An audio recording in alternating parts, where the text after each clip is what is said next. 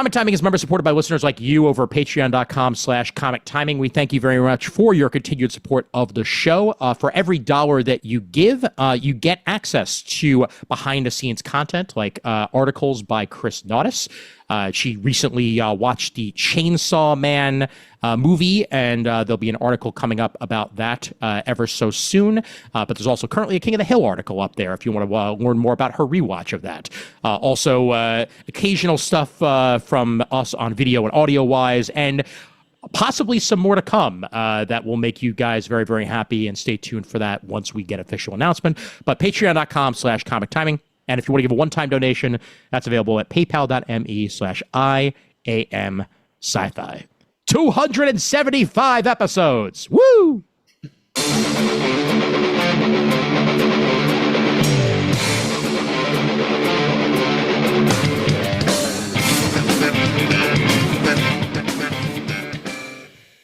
Hey there, folks. My name's Ian Levinstein, and welcome to, as I have already said, episode 275 of Comic Timing. It is a milestone episode. We are 25 episodes away from episode 300, and we'll probably do something when that happens. Until then, guess what? It's a previews episode. It's a normal, regular episode of the show.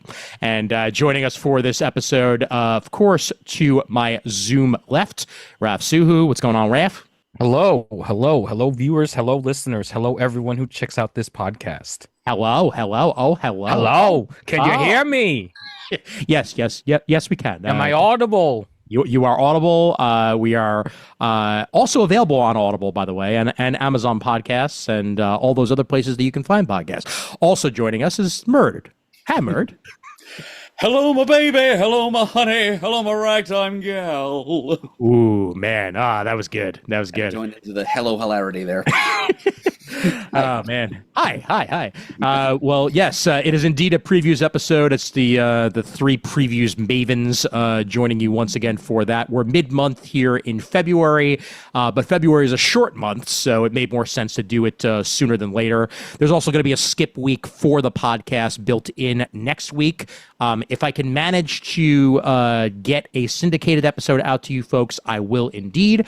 And if I do, it'll more than likely be when I was on Mike Atchinson's Roadshow podcast. So you folks who haven't checked that out will be able to listen to that. But here we are with previews. Real quick before we get started, a note for future previews.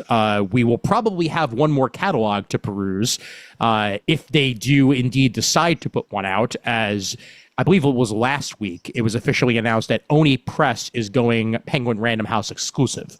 So they will, I think as of, I'm not sure exactly the month, but possibly next month actually, will be leaving Lunar entirely and going entirely Penguin Random House for their distribution. So they don't tend to have a lot out, but DC? And they're no Oni.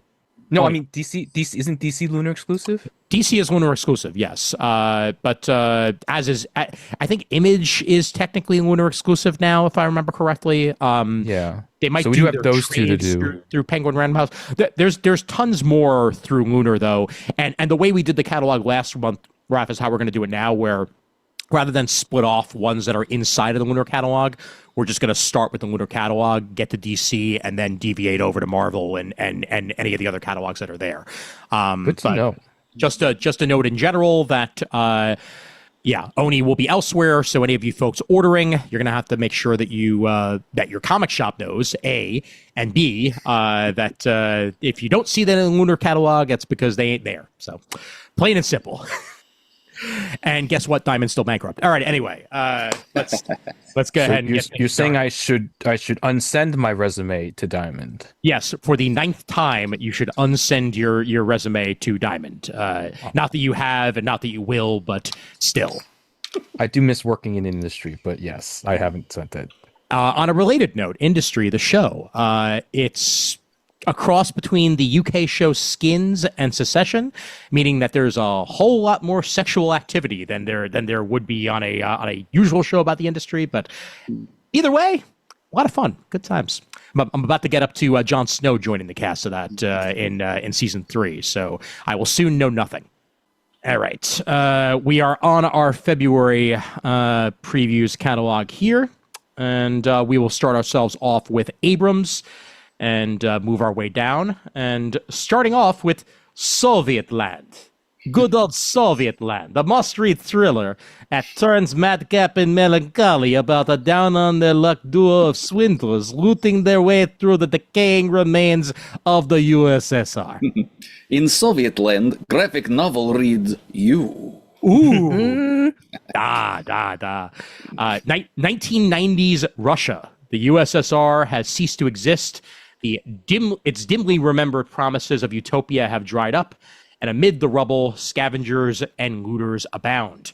Amongst the vast Russian tundra and decaying Soviet buildings, 2 such scavengers engage in a rather dubious pastime, getting their hands on all sorts of trinkets that might interest wealthy investors.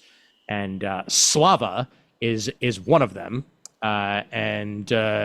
He is going about this here in this tragic comic thriller, as they put it here, for Soviet land. Not a term I've ever been familiar with, but clearly it exists, and you can check that out through Abrams on page 4 of the Lunar Catalog. 320 pages of content for you all for the lovely price of $34.99.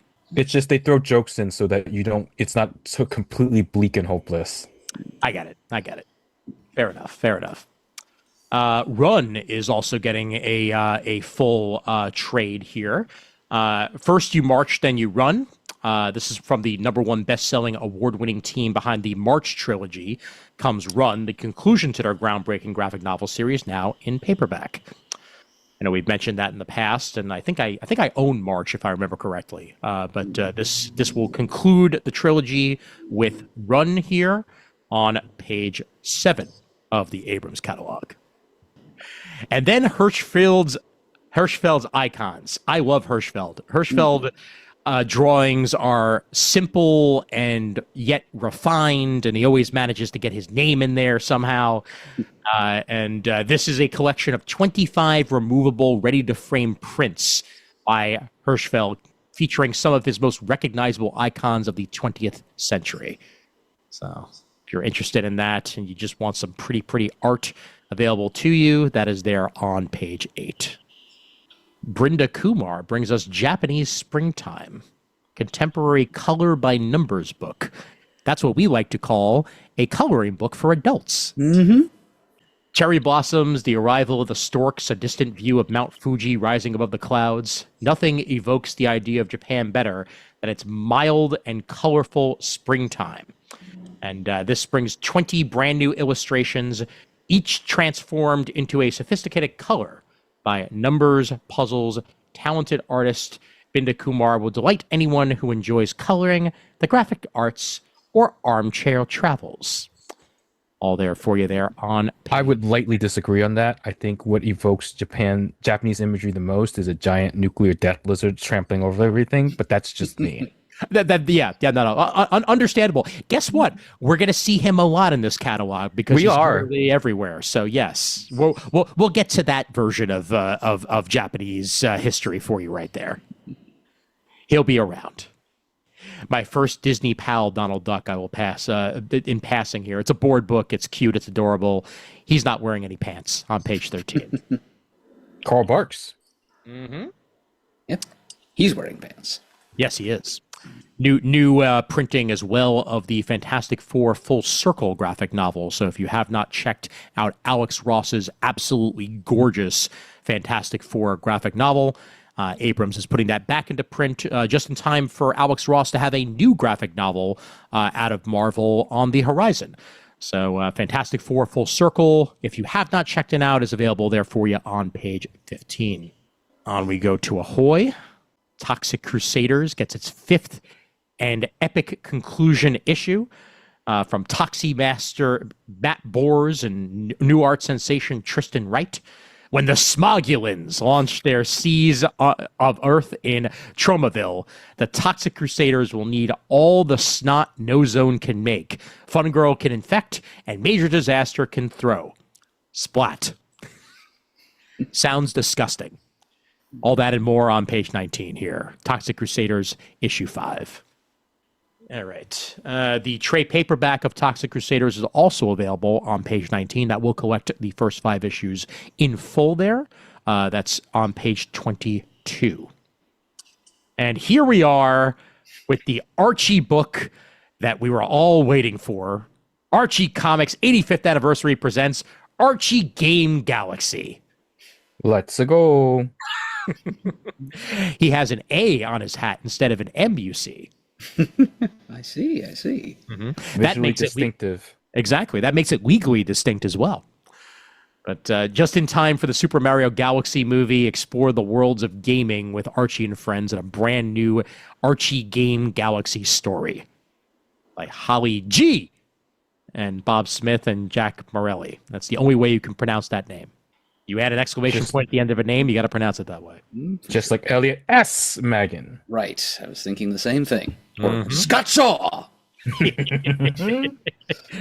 That's there on page 24, and I highly appreciate the variant Wii cover of Archie Game Galaxy, the foil variant there for any of you foil heads. And then a facsimile of Archie issue 125 to up your facsimile game a little bit here on page 26. From all the way back in February of 1962. Mm-hmm. Yep. There be monsters afoot in this one. Frankenstein monsters. All right. Down we go. Sarah Kenny bringing us Acid Box on page 29. It's 2026 and Jade's out clubbing in Glasgow when she runs into a trio of mysterious women in the toilets. They tell her they're liminals, guardians of portals that let you travel through space and time. They give Jade something called an acid box and tell her she needs to use it to avert a global disaster. This sounds more like a drug trip than it does a comic. I just want to point that out. On the face of it, yes. Mm-hmm. It's Bill and Ted, the drug trip. Basically, yep. But the acid box is broken and Jade must travel back to 1994 in a quest to fix it.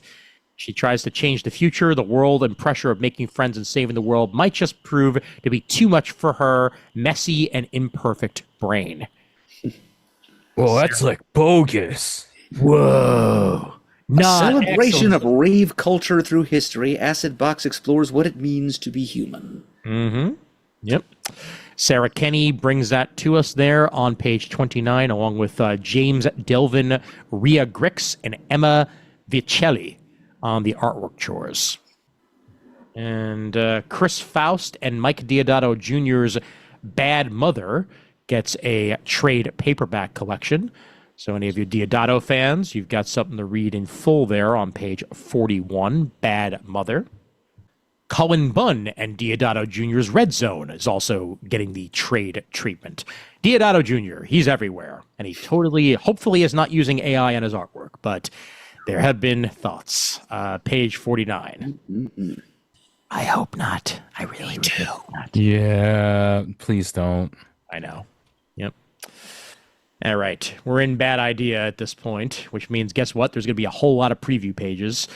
But The Hag, #1, from the Eisner Award-winning dream team of Joshua Dysart and David Lapham, brings this new book here. Mercurial billionaire Tuttle Barrows, sounds like a millionaire, prepared for everything, even the end of the world. Years ago, he wielded his immense power and fortune to build a massive sealed habitat atop a once protected ancient freshwater glacial cave. Now, as the world outside unravels, Barrows, his family, and a hand-picked inner circle retreat to their final sanctuary, a place built to outlast civilization itself. I'm sure absolutely nothing is going to go wrong in this situation here. Of course not. Yep. So The Hab #1 starts that off there on page 58. As we get further down, there's even a VHS of The Hab. Why not? Yeah, I think Bad Idea has done that with at least one time before with one of their other publications. Mm-hmm. I believe you're right. Yep. Ooh, Tony Millionaire's got himself a new comic. Oddballs Odyssey here. visionary cartoonist behind the critically acclaimed Sock Monkey graphic novels and the world-renowned Mickey's comic strip, collaborating with superstar colorist Jim Campbell. Millionaires nimbly fusses the master storytelling of Homer's The Odyssey with the surreal beauty and intricacy rendered line work of Mobius's Azrak to deliver this breathtaking masterpiece. Okay, you're if you're saying Mobius, then I'm interested. But Tony Millionaire has definitely got the chops. So there's quite a couple of interesting variant cover artists too. Oh yeah, and it would appear that there is a monkey Hergé. involved once again. And also a treasury-sized edition. of course, and a Mickey Mouse cover for reasons. because it's legal. Mm-hmm. That version of Mickey Mouse you can put anywhere you want. Mm-hmm. And Tintin, apparently. So Yeah, Hergé. That's yeah. No. You're right. Well, all right. So check that out on page 72 there, and then all the other variant covers on the next 800 pages. All right. Wowie, wow. They published the entire book in there, didn't they? All right. pretty much. Down we go. A whole bunch of ongoing stuff in Bad Idea that we can skip over. Lest we forget, Ordained is a thing. Mm-hmm. Of course. Did you know that it's soon to be a major motion picture? They sure do let us know every single month. Well, if you want Ordained and you haven't gotten Ordained, the 4th printing of issue number 1 is available there on page 98. Hopefully it actually warrants it and they're not just continuing to print for print's sake. All right. Oh, that book. Actually, I picked this up. Yeah, go right ahead. Buddha jumps over the wall and other curiously named classic Chinese dishes. Explore the unique nomenclature of traditional Chinese dishes through folklore, personal storytelling, and 26 easy-to-cook recipes in this entertaining graphic novel cookbook perfect for lovers of comics and food. And I am one of those people who likes comics and food. Yes, as am I.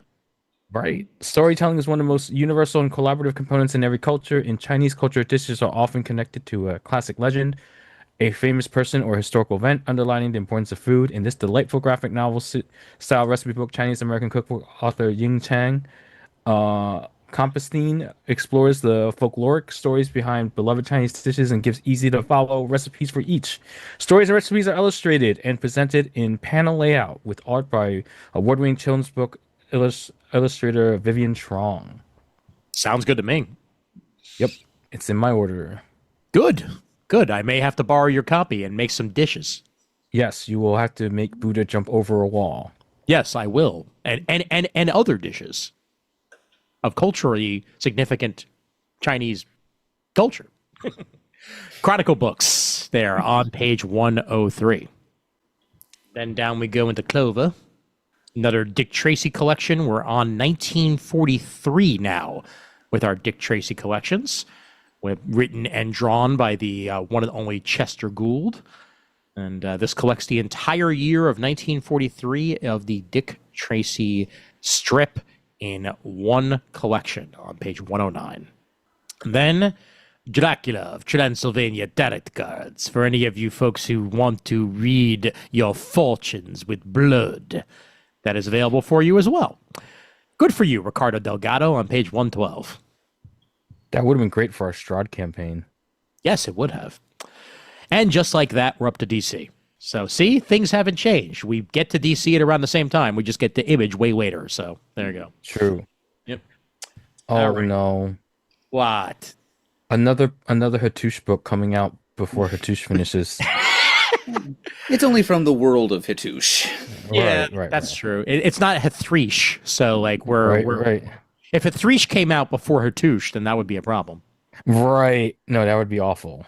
All right. Meanwhile, on page 118/page 2 of the DC Connect catalog, the new Zatanna premieres. Jamal Campbell on the writing and artwork chores for this particular book. This one I am going to have to zoom in for a little bit because their text is very small for some reason.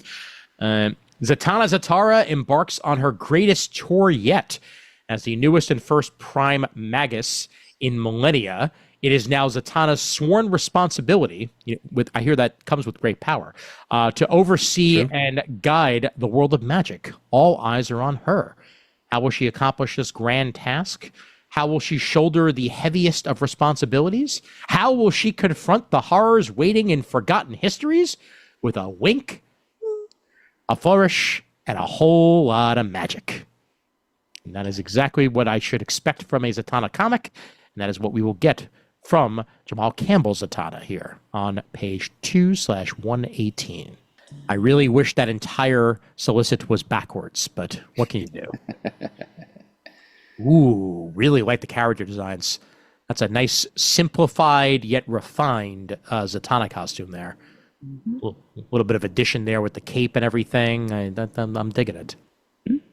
They even designed an alternate uniform for when she's fulfilling her function as Prime Magus. Mm-hmm. Indeed. That one's got some color to it.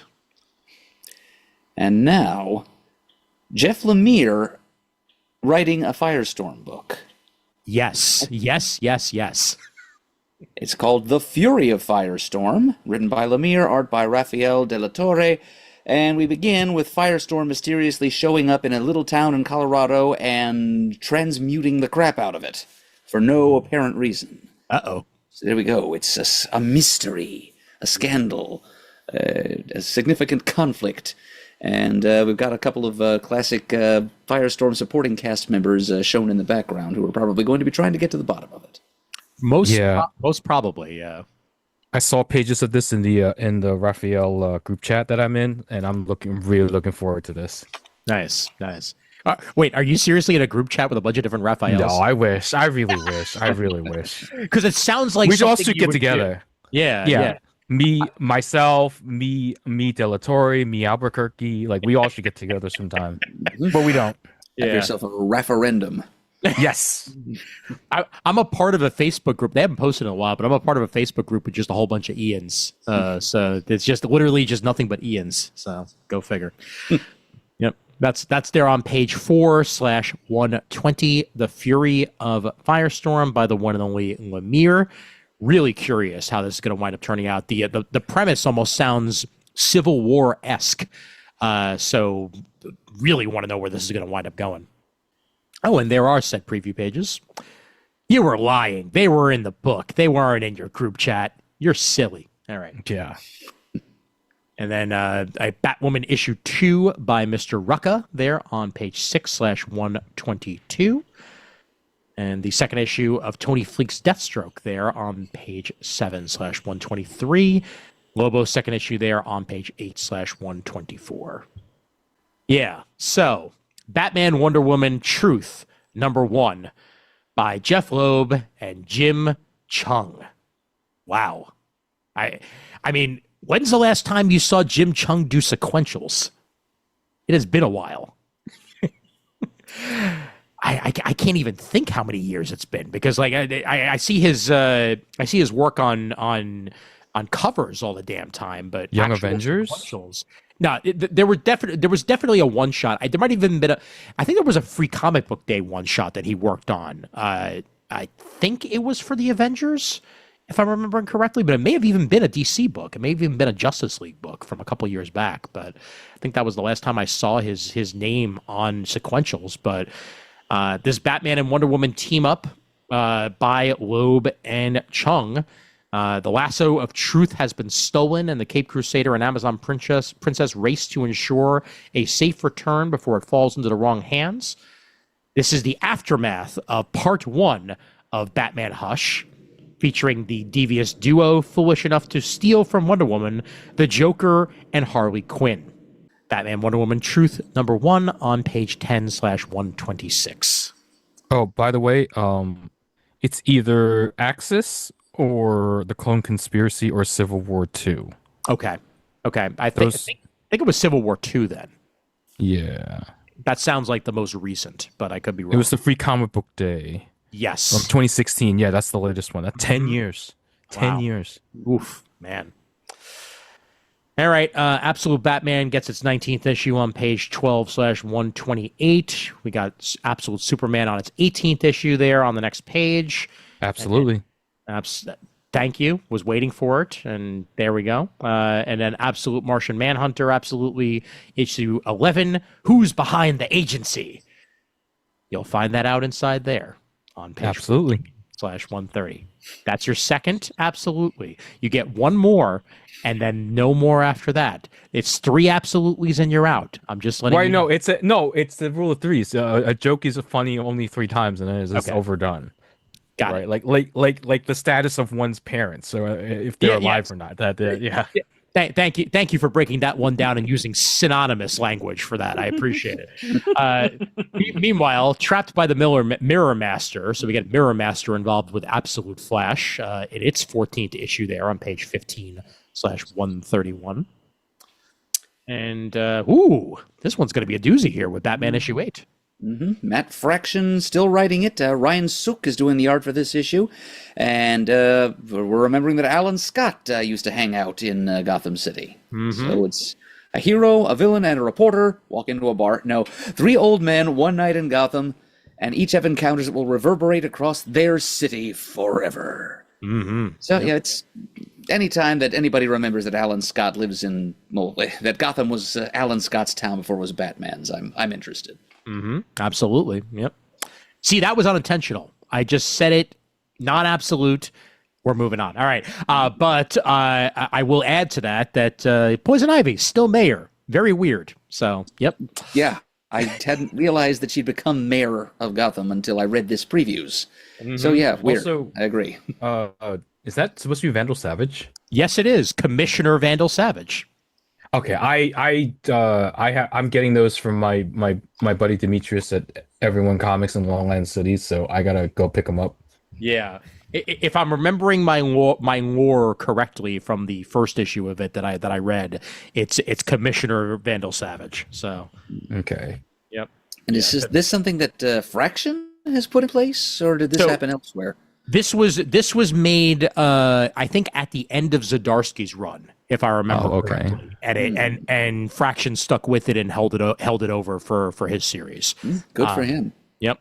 So, which figures, because Fraction and Zdarsky are buddies, so that doesn't surprise me at all. That's true.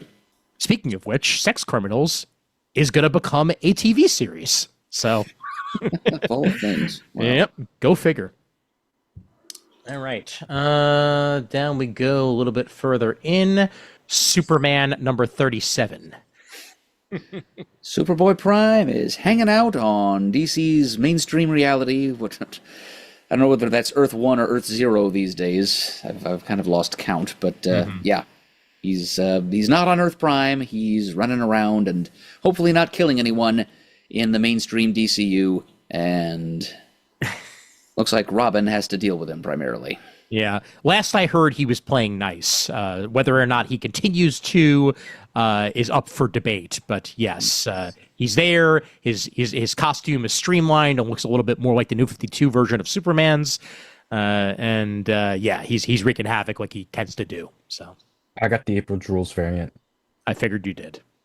Superman issue 37 there. Joshua Williamson, Dan Mora. That man draws everything.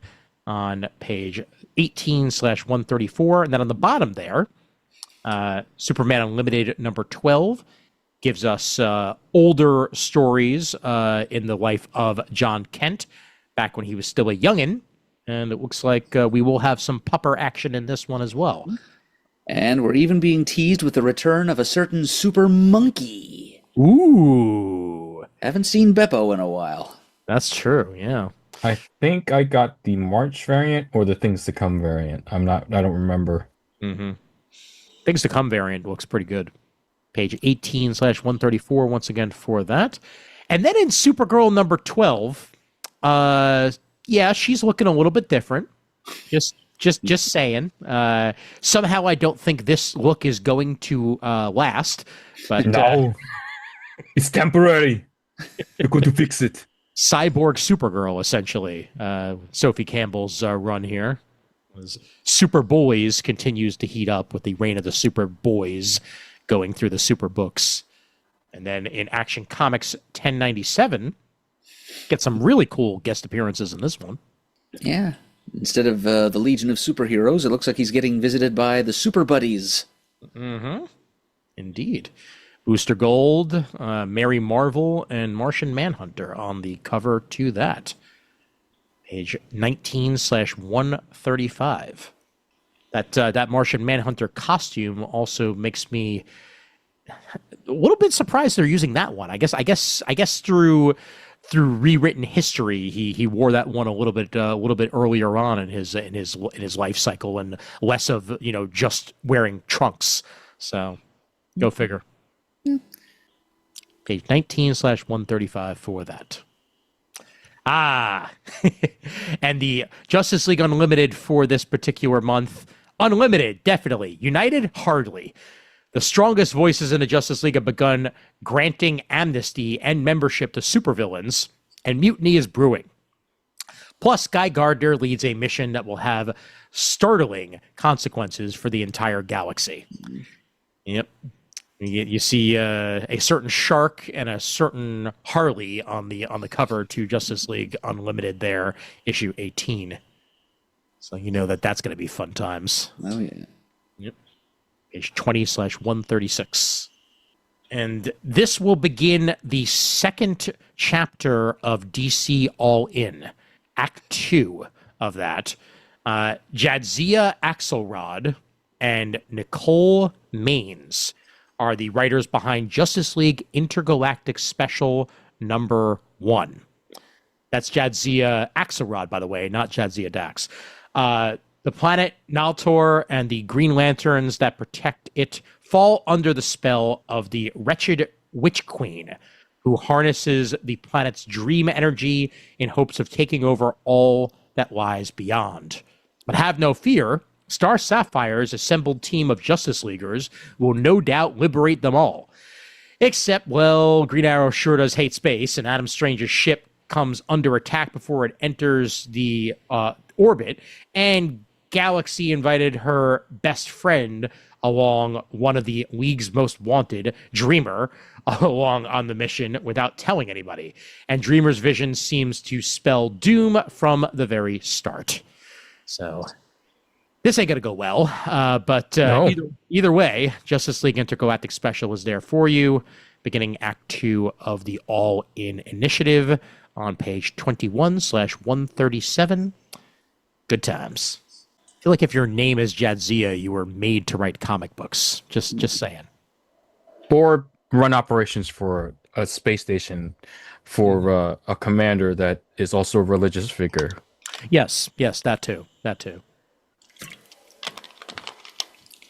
the way, Raph, are you caught up on Strange New World? On Starfleet Academy?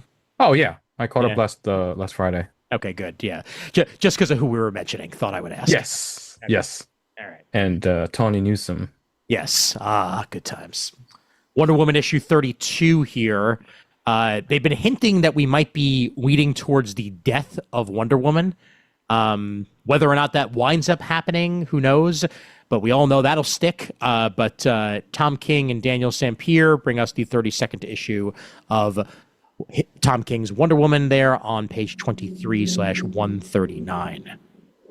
And Adventures of Superman Book of L reaches its 8th issue. Once again, this is the final book Philip Kennedy Johnson will be working on for DC before going Marvel exclusive. And he's got 4 more issues left to work with after this, as I believe it's going to be 12 and out for the Adventures of Superman Book of L. Ooh. And the 50th issue of Batman Superman World's Finest by Mark Waid, with returning artist Dan Mora and Adrian Gutierrez splitting the interiors on this one. And a Weird Al Yankovic variant cover. Because why not? Yep. An adventure so big, not only are Robin, Supergirl, Jimmy Olsen, Batgirl, and the rest of the Super Bat family joining in, but Dan Mora makes his return to the series he helped launch. You know, he just had some extra hours on his hand. He was only drawing for 22 out of the 24, so why not just sneak in another 2 there? I'm entirely convinced that he's going to draw until his fingers fall off of his palm. And then that's when he quits. Mm-hmm. Yeah, that's about right. And now, Murd, take it away. Me am sunk in throes of depression over terrible news that can be found on next page. It am Bizarro Year None #1, unwritten by Kevin Smith and Eric Carrasco, scribbled by Nick Pitara, him am artist. Kevin Beautiful. Smith am terrible writer who specialize in tragedy and drama. So him give somber, dramatic turn to Superman Imperfect Duplicate Bizarro with poignant overtones of comedy. Yes, of course. Absolutely agreed entirely. This M. Bizarro got finished. Kevin Smith and Eric Carrasco team up with visionary artist Nick Pitara to tell the definitive, indefinite origin of the beloved backwards bad boy. Kevin Smith bringing his stuff back over to DC for a book that was literally made for him, I feel like. Yes, I'm going to really enjoy seeing Kevin Smith's take on Bizarro and his mindset, his outlook on life. Mm-hmm. I'm a little... I don't really... I'm not into the take on Bizarro as originating in an alternate universe or dimension or anything like that so much. I think the fact that he's like a man-made artificial duplicate of Superman it's pretty key to the character and what it symbolizes. But still, it's still Kevin Smith writing Bizarro dialogue, and that's going to be fun to read, no matter what origin we're being presented with here. Oh yeah, absolutely. And the first issue comes with a totally normal Al Yankovic variant cover, also drawn by Dan Mora because he had like 20 extra minutes between lunch and laundry. Exactly. Yep. And that even has Bat Zorro there on the cover. So, Yep. Good stuff. Page 143/27 for Bizarro Year None. Love the look of this issue of Green Lantern here by Jeremy Adams. Come to California, they said. Track down intergalactic prison escapees, they said. Kyle Rayner's back at L.A., baby. And he's wearing a costume that looks like it might actually be his old Ion outfit from the looks of it, or something. Ion 2. Oh, yeah. Okay. Not Ion 1 or 3, but Ion 2. Because Ion 3 was the Starfield mask, and Ion 1 was kind of like the one costume he was already wearing. Mm-hmm. Yeah. Okay. Fair enough there. Yeah. Interesting for them to switch that off. But they did say that he was going to become essentially the main character of Green Lantern for at least a little bit here, and having him palling around with Wally West Flash from the looks of it as well. Yeah, that's one of my favorite pairings right there. So I'm very happy about that. The good old days, the 90s. Yep. Guest starring the Flash, if you're into that sort of thing. I am into that sort of thing. So Jeremy Adams, Igara, Green Lantern issue 34. And then on the very next page, a whole bunch of bowl cuts, as for some reason, that's the hair they decided to give John Stewart here, along with Guy Gardner, with Morgan Hampton on the writing chores. John Stewart in the clutches of Parallax in Green Lantern Corps issue 15 on page 28/144. And then the Flash and Captain Cold are teaming up in Ryan North's Flash issue 32. That's going to go great for both of them, I'm sure. It's going to last very, very long. More than one issue. Mm-hmm. Of course. Yep. And Emperor Aquaman on that same page. Adams and Timms continuing their run on the character there on page 29/145. We get the conclusion of JSA Year 1. Very much looking forward to reading this in full once it is available. Lemire and Guidry in JSA issue 18, including the Year 1 arc. And Swamp Thing 1989, issue 1. One of the greatest stories never told, introducing the most famous unpublished DC comic of all time, finally happening over 3 decades since the controversy and cancellation. Rick Veitch's, or Veitch, that is, Legendary's lost issues are completed here. It's Rick Veitch with Michael Zulli and Vince Locke, telling a story that's been sitting in a drawer, quite literally for just about 30 years. So, man. Whew. And those of you who's keeping score at home, this was originally supposed to be issue 88 of that volume of Swamp Thing. Mm-hmm. Now it's appearing as Swamp Thing 1989, volume number 1. Yep, and one of the variant covers has that issue 88 as part of the variant cover. And he's going back through time. He will come to meet a certain carpenter who will change the trajectory of his life and the DC universe forever. One can guess who that is. And the origin of Etrigan and Swamp Thing's journey to the beginning of time starts here. So do check that out. I'm very glad that this has finally seen the light of day here on page 31/147. Down we go to the Earth on the Brink of Endless Darkness and Batman Static Beyond, issue 5. Evan Narcisse and Miguel Mendoza. Continuing that story there in the 5th issue. And on that same page, Gabe Hardman's 4th issue of Batman Green Arrow, The Question, Arcadia, number 4. One of the longest titled books DC has put out in quite some time. And this is the crown jewel of the entire catalog right here. On page 36/152, Mad About DC. Written and drawn by the usual gang of comic book creators who need the extra money. Cover by Dan, mad about gluten labeling because it should actually be clearer, or else what's the point? Panosian. Chip Zdarsky is taking over Mad for an issue. Oh, what a great call. Gotta love it. Got the new 52. Mm-hmm. Yep, absolutely. With all the DC universe coming out of the head of Mr. Mad's mascot here. So. Alfred E. Newman. Indeed.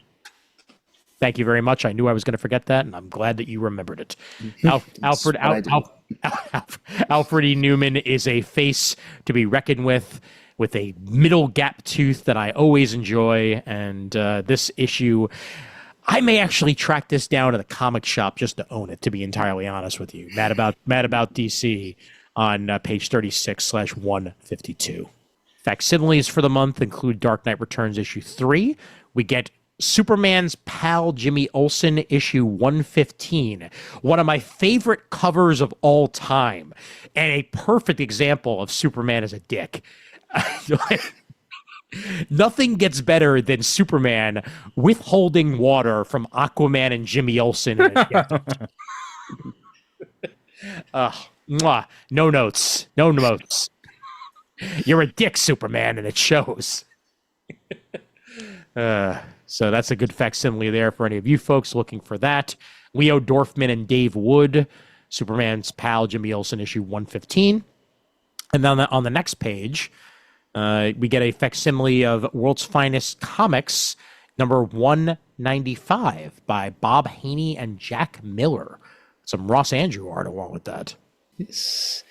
I've got to say, this is about the most random collection of facsimiles I've seen a publisher put out in a month.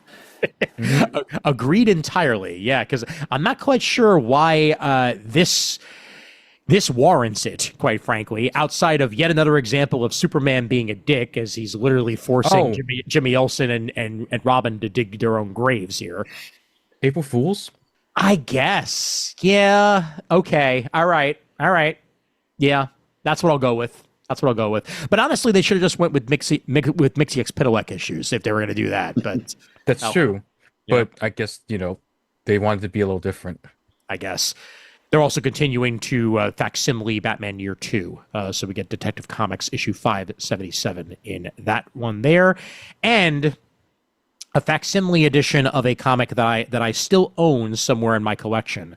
The first issue of Man of Steel number 1 by John Byrne, post-crisis. 40-year anniversary. 40th anniversary. Yep. Crazy. Oh, my God. Yep. Go figure. Well, they have a foil variant. Don't buy it. I'm getting it. No. I'm getting it. Don't do it. No. I'm a child of the 90s. What do you want from me? I see foil and I see Superman. I got to get it. But it's not like it was originally presented to you in foil. Exactly. I need a foil version. Oh my god! Do you know how many copies I have of Man? I have like at least two or three different copies of Man of Steel, and Yeah. I very famously have like 25 copies of the Black Polybag Superman 75.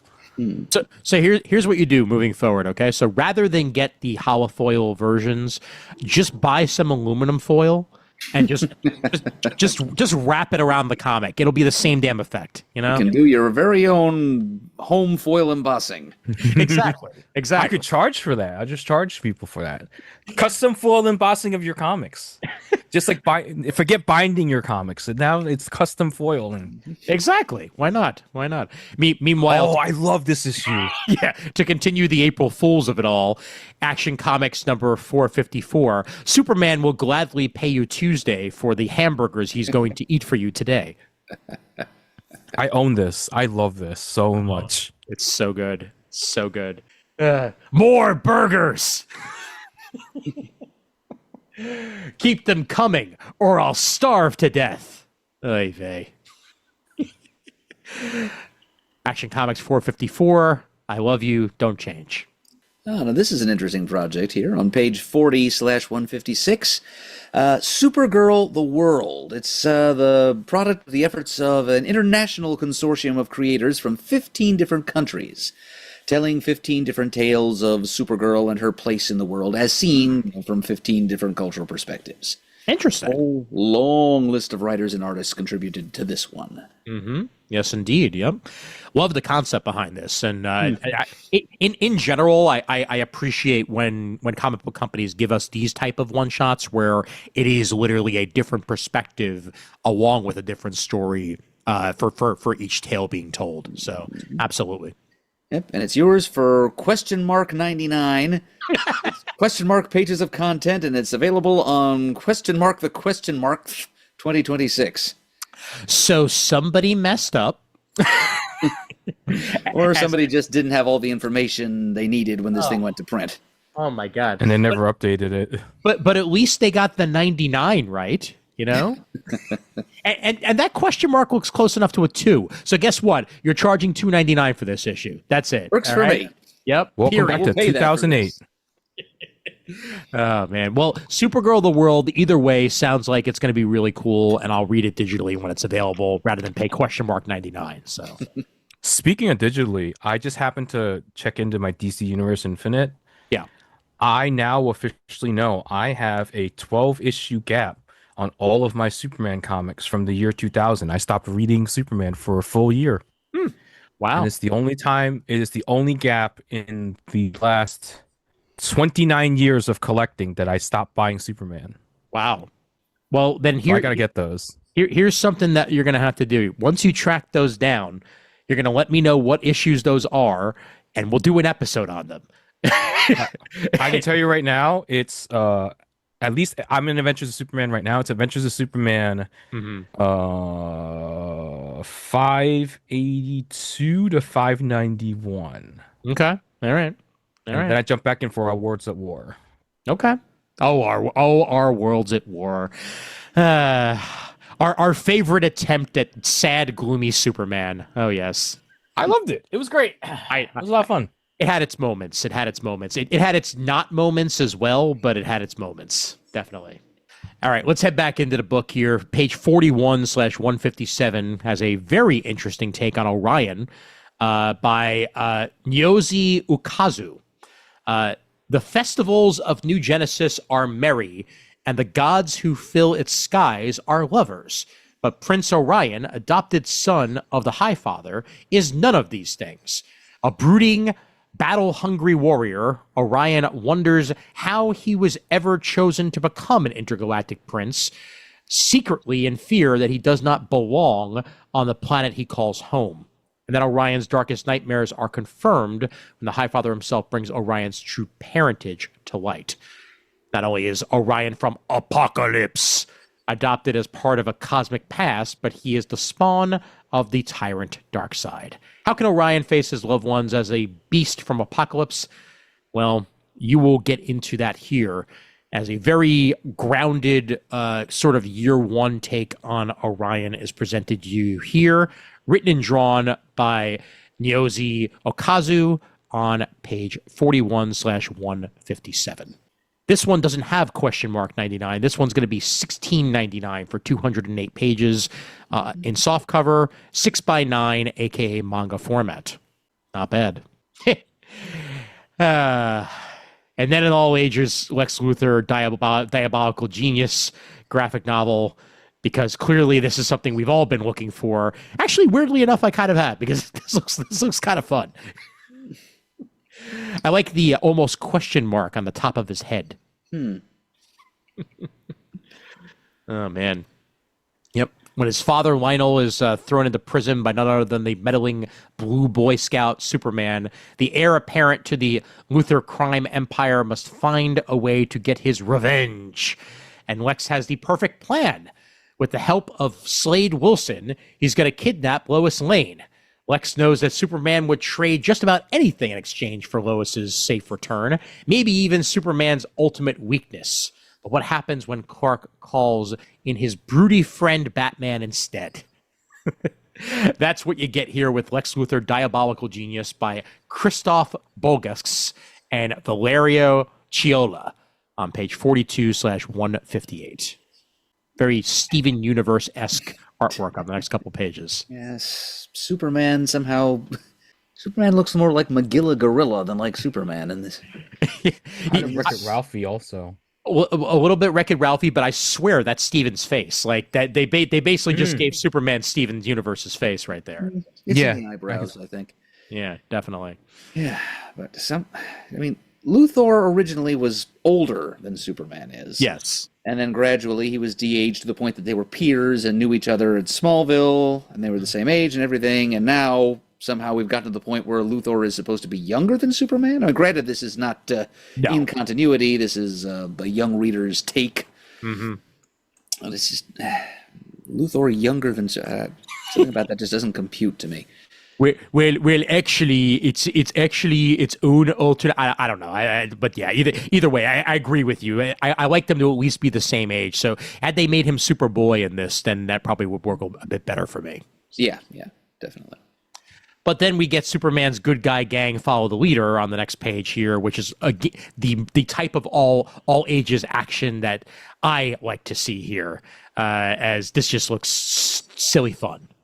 Rob Justice bringing us his all ages Justice League action with a bunch of the cast from the Superman movie. Right, for all those kids who went to see the James Gunn Superman movie when they were far too young to see it.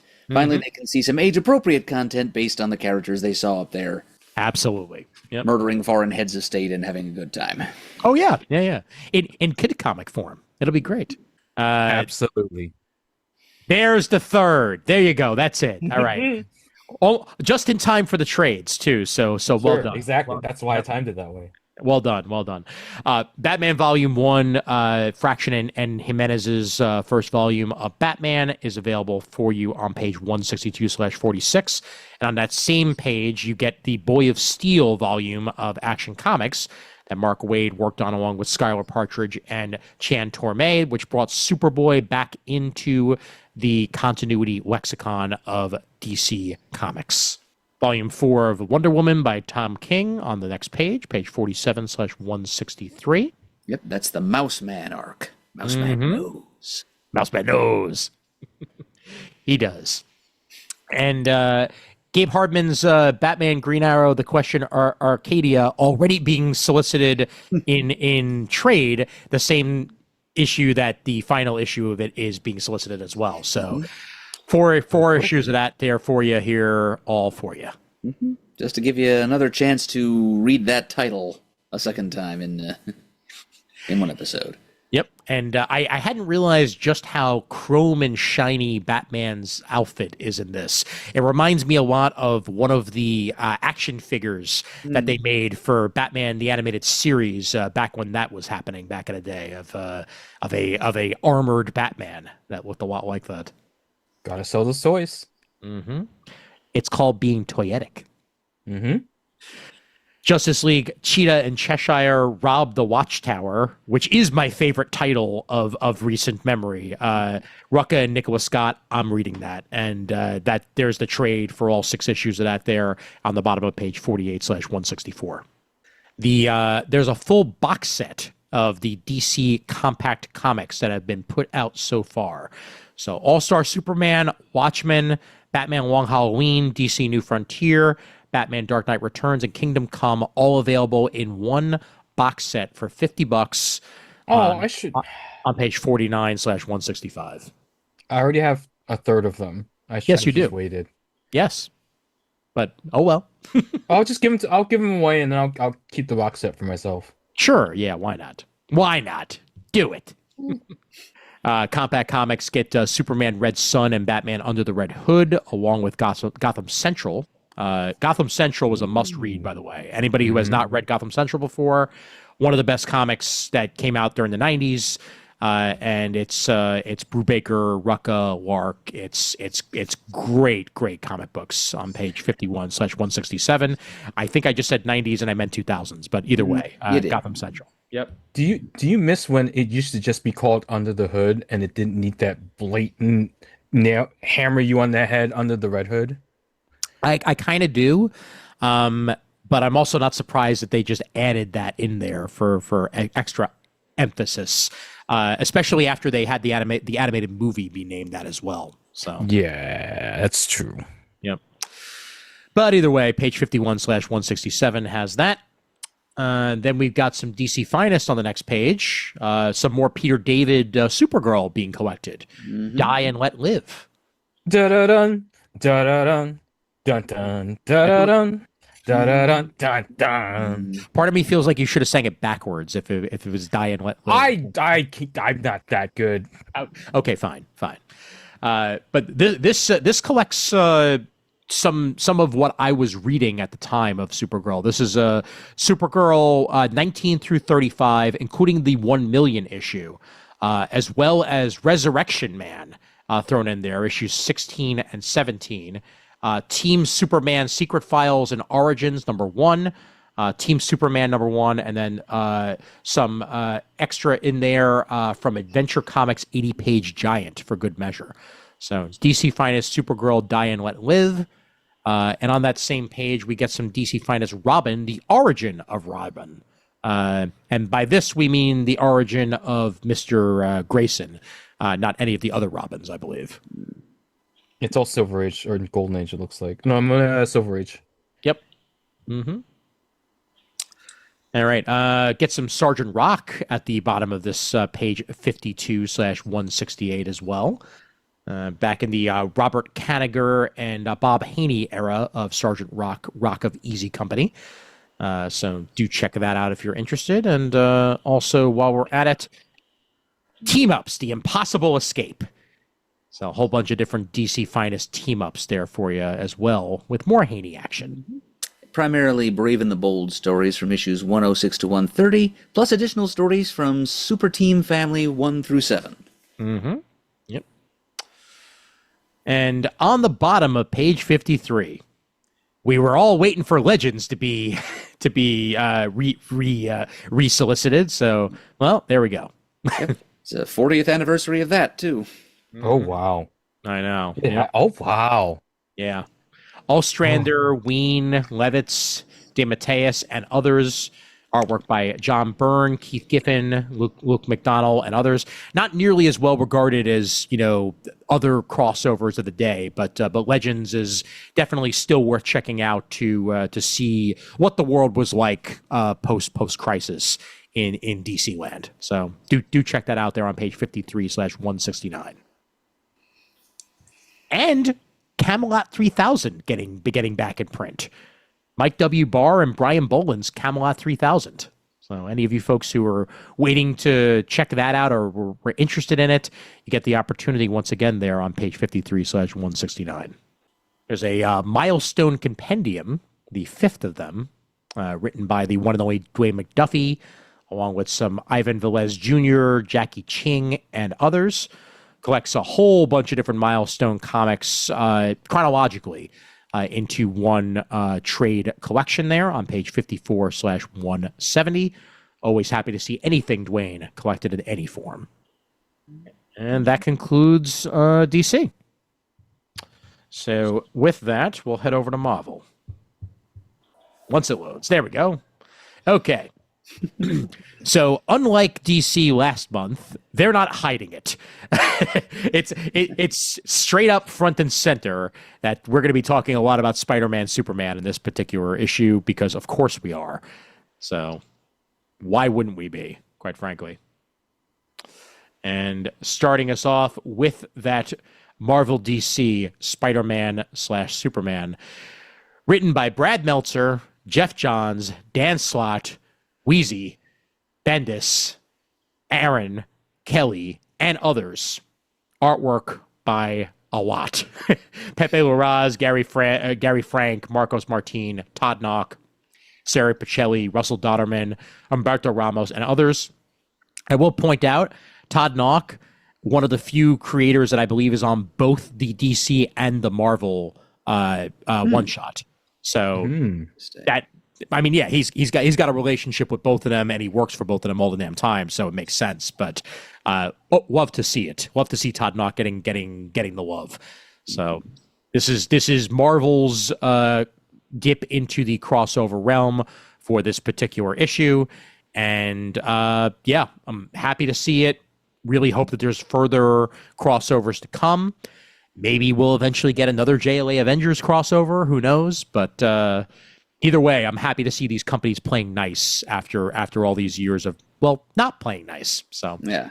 Ooh, a Miles story by Bendis and Pacelli. Mm-hmm. Yes, indeed. That will be Bendis' first story back with Marvel, officially. Right? That's the first one he's doing back with Marvel after his time away. There's going to be a symbiote story by Aaron and Dodderman. Louise Simonson will be working on Steel for the first time in years to tell a story between Steel and Hobgoblin. That's the one Todd Knock is drawing. Brad Meltzer and Pepe Larraz pit Spider-Man and Superman against Lex Luthor and Norman Osborn as their greatest villains exploit some of their greatest weaknesses.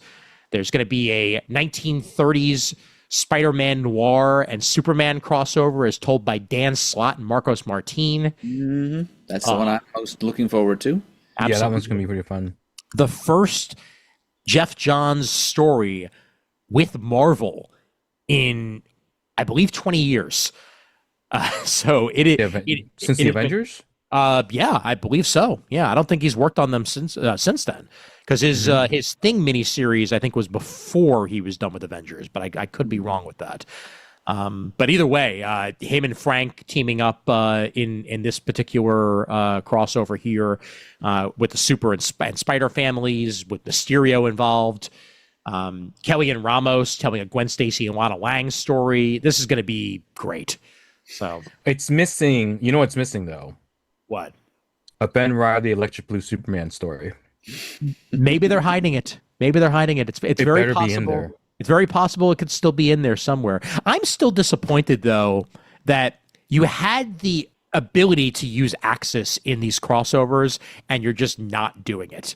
You know? I wonder if it's a rights thing. Major missed opportunity. You are right.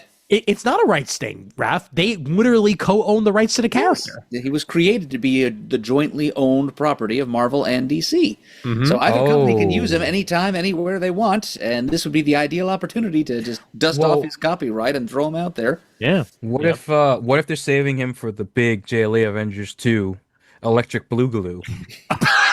Where they all become electric blue and it's up to Superman to help them navigate their new powers. You already wrote this and pitched this, didn't you? I wrote All-Star Superman 2 Electric Blue Glue, which is Superman comes back from the sun and he needs the blue containment suit.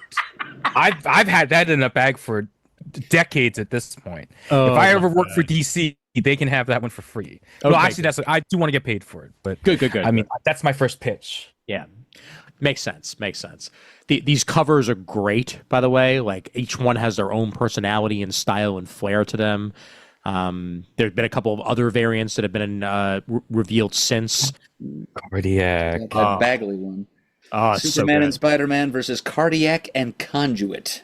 Totally. Conduit. Yep. The Stegman one. Oh, beautiful. Beautiful stuff. Peach Momoko even has a cover in there with Supergirl and Gwen Stacy. Well, Spider Gwen or Ghost Spider. Ghost as she Spider. goes by. But I think honestly, this John Kent Miles cover might be one of my favorites of the bunch. The Jerome Pena here. I want to see the Gary Frank. And then Eric Larson's is just too good. Yep. Combining Cyborg Superman with Cyborg Spider-Man, like yes, absolutely. Oh boy. Yep. So good stuff. Do check that out. We finally get page numbers as of this point, so I'll actually start saying page numbers now. But Ultimate Wolverine issue 16, year 2 of the Ultimate Universe nears its end in the final issue of Ultimate Wolverine. So do check that out here on page 10 as that reaches its conclusion.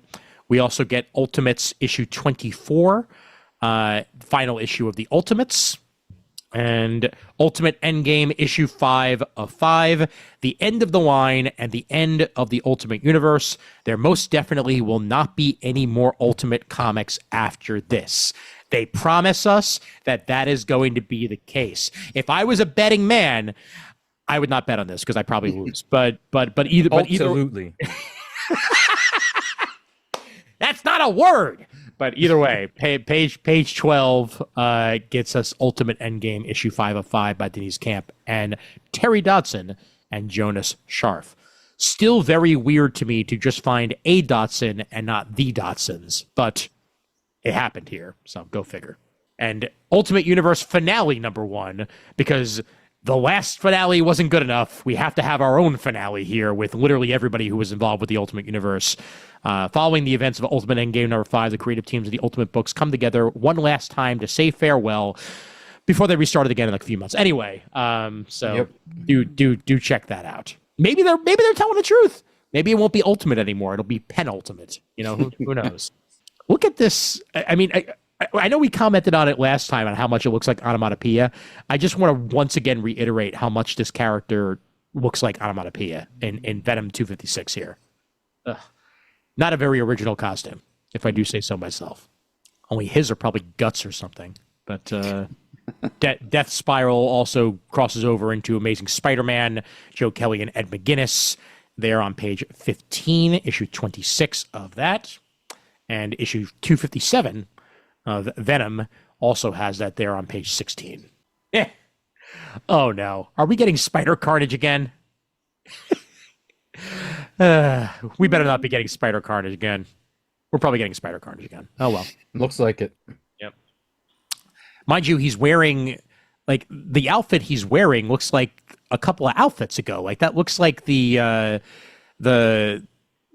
outfit he wore during Dan Slott's run with like the detachable spider and all that jazz. So, well, with the little carnage mixed in there. Mm-hmm. But I know this could easily be. I mean, we don't even know which Spider-Man this is because there's one Spider-Man running around that's Peter, and then there's another Spider-Man running around that's a little bit more goblin-y. Let's just put it that way. Mm. So, Death Spiral conclusion here. Torment will get you away with murder, and a Spider-Man does the unthinkable. We'll think about it. Page 17. And then, if you didn't get enough... if you didn't get enough Todd Knock in your life, you get more here, just on the cover, though. The Amazing Spider-Man Spider-Versity, number 1 of 5. Jordan Morris and Joe Kelly on the writers. Pepe Perez on the artwork chores. Cover by Giuseppe Comacolo, variant cover by Todd Knock, and that's the one that they display here. Learning to Crawl. Miles, Spider-Gwen. Oh, they're just calling her Spider-Gwen again? No more Ghost Spider? All right. Silk, Aranya, Spider-Boy, and Spider-Girl have one thing in common. They aren't ready. According to former Resolute Spider-Man Norman Osborn. So he and Spider-Woman are going to train them to meet the next threat. The only way the Green Goblin knows how, because the next threat might well be the Green Goblin. Ooh, ominous. 5-issue miniseries, The Amazing Spider-Man Spider-Versity, as Norman Osborn brings these characters to school on page 18. Fascinating. I guess Paul Jenkins ain't done with Marvel quite yet. He's writing himself a Captain Marvel miniseries here. Captain Marvel Dark Past. Paul Jenkins and Lucas Wernick on this one, featuring the legacy of Ms. Marvel. Captain Marvel has saved universes, thwarted alien invasions, and even defeated a god or two. But when an attack on New York, bolstered by a mysterious group called DNVR, Danver, I wonder, exposes a dark part of Carol's family history, she's forced to question everything she thought she knew about the Danvers name. Carol suspects the answers lie in an investigation she was forced to drop when she was a journalist, and has lost memories from her past as Ms. Marvel resurface. She's faced with her toughest battle yet. Very timey-wimey Paul Jenkins Captain Marvel miniseries, beginning here on page 20. First time we've seen that outfit in quite some time also. Yeah, blast in the past. Mm-hmm. Wonder Man gets its second issue here. Jerry Duggan and Mark Buckingham on this miniseries. Just want to reiterate how much I'm looking forward to reading this. I think it's going to be great. The series, fantastic. That's all I'll say about that right now. I'm sure we'll talk about it more on a future episode, but I think it's my favorite of all the Marvel TV series that have happened so far. I think Wonder Man is a freaking joy to watch.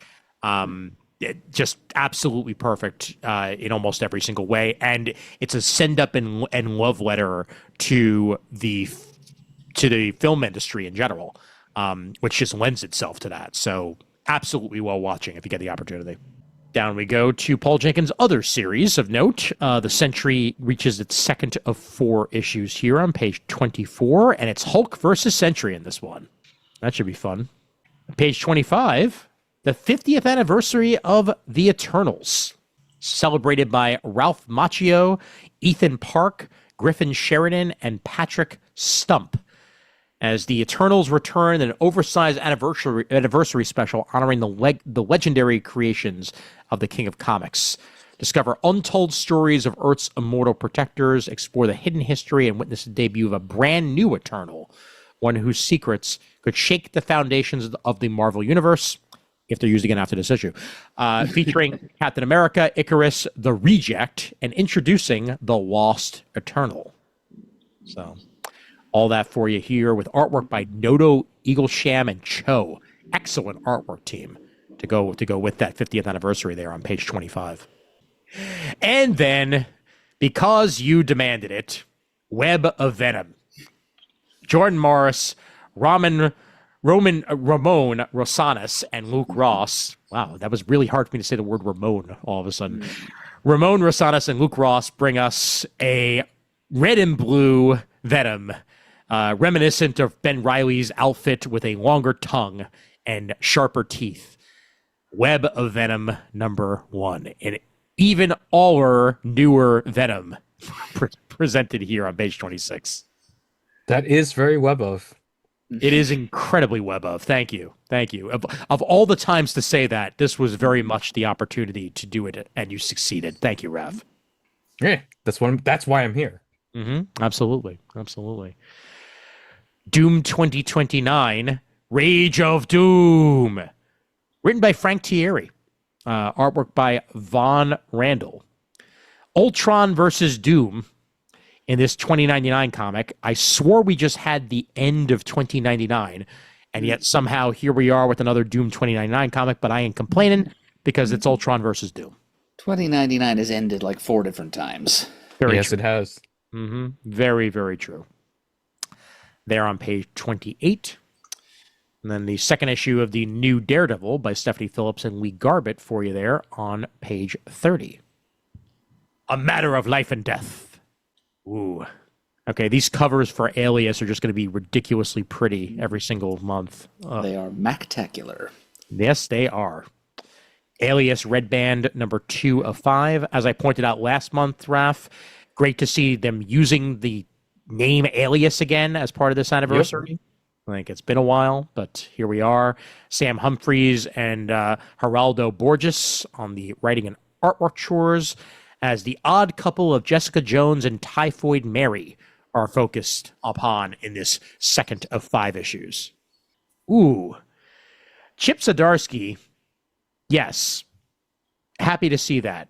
Luca Maresca putting out a very Liefeld-esque cover here for Wolverine Weapons of Armageddon, the penultimate chapter on the road to Armageddon. I'm sorry, that's a Lionel Francis Yu cover, but that is the most 90s Lionel Francis Yu has looked in a very, very long time, and I am not a fan. but well, what are you gonna do? Can't love them all, but I'm sure this once this is collected in full, it'll be a good story because it's Zdarsky. So you don't go wrong with Zdarsky. He's mad, Page 33.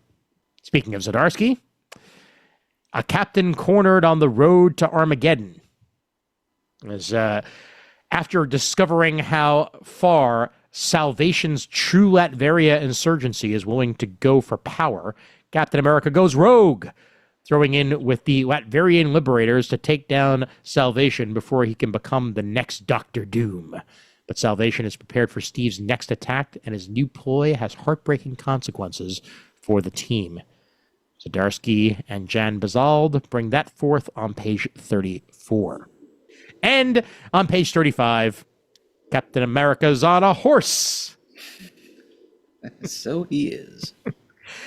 I'm okay with that. And Red Hulk will be involved along with S.H.I.E.L.D. And it's up to Steve to get his hands on a weapon before it's too late in that one. I hope you're planning on picking this one up, Raph. I probably will. I haven't gotten to Marvel in my own order, so. Well, you got your Jean Lin Yang, you got your Michael Eag, and you get Jubilee Deadly Reunion #1. Jubes is back, and when her cousin she never knew is in sudden need of help, Jubilee tracks him down to save him. But Jubilee may find that her familial bonds aren't as strong as she hoped. What secrets does her cousin hold, and what dangerous mutant power does he wield? Yep, of course. He's a mutant too. Yep. So, welcome the cousin of Jubilation Lee to the X family. Hope you survived the experience on page 36. Yep. And the second issue of X-Men United. Captain America is in that one too. And the X-Men are already divided after 2 issues. But it's called X-Men United. Come on. Cover copy, you fail me with that. Oh, well. X-Men United issue 2, Eve Ewing, Tiago Palma, page 37. Guess what? They are indeed divided.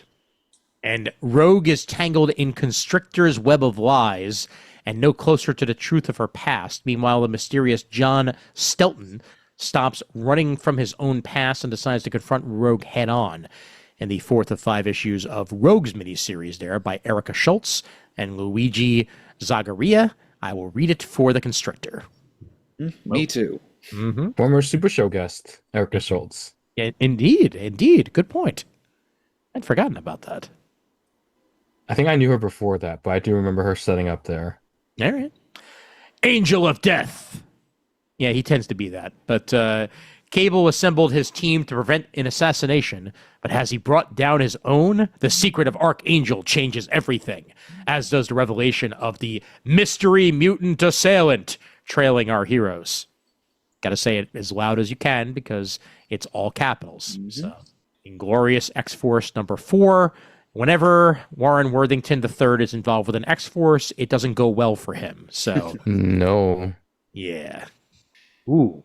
Really like this cover to Storm here. Storm, Earth's Mightiest Mutants, issue 3 of 4. You see, she's crawling right out through a hole in the fourth wall. Mm-hmm. Because, as the copy tells us, a mysterious entity abducts Aurora out of the multiverse completely. Ooh. Okay. Maybe it's someone who's beyond her. No, probably not, but oh well. Yeah. Something along those lines, though. Mm-hmm. Yep. Further along, Danger Room Part 3, X-Men #28 here on page 43, Jed McKay and Netho Diaz. And a very, very awesome Panosian cover there for Wolverine issue 18. Up close and personal, to say the least. But Saladin Ahmed and Martin Coccolo bring the new Morlocks to us as they are under siege. And a familiar enemy will resurface to cause all new trouble that will result in death. Not a hoax, not an imaginary tale. Familiar enemy. gonna guess probably Sabretooth, but I mean, if not, maybe Omega Red. Like, I don't know. There's only so many familiar. Strife? Strife. No, not Strife. I'm thinking Cyber. Sorry, the There dude you with the arms. There, Sorry, I get them. yes. Yeah. Yeah. You got your shiny people confused. Yeah, exactly. That's what. Yeah, there are a lot of shiny people in the '90s, Exactly. and a lot of shiny covers. Very true. Yes. Ain't that the tooth?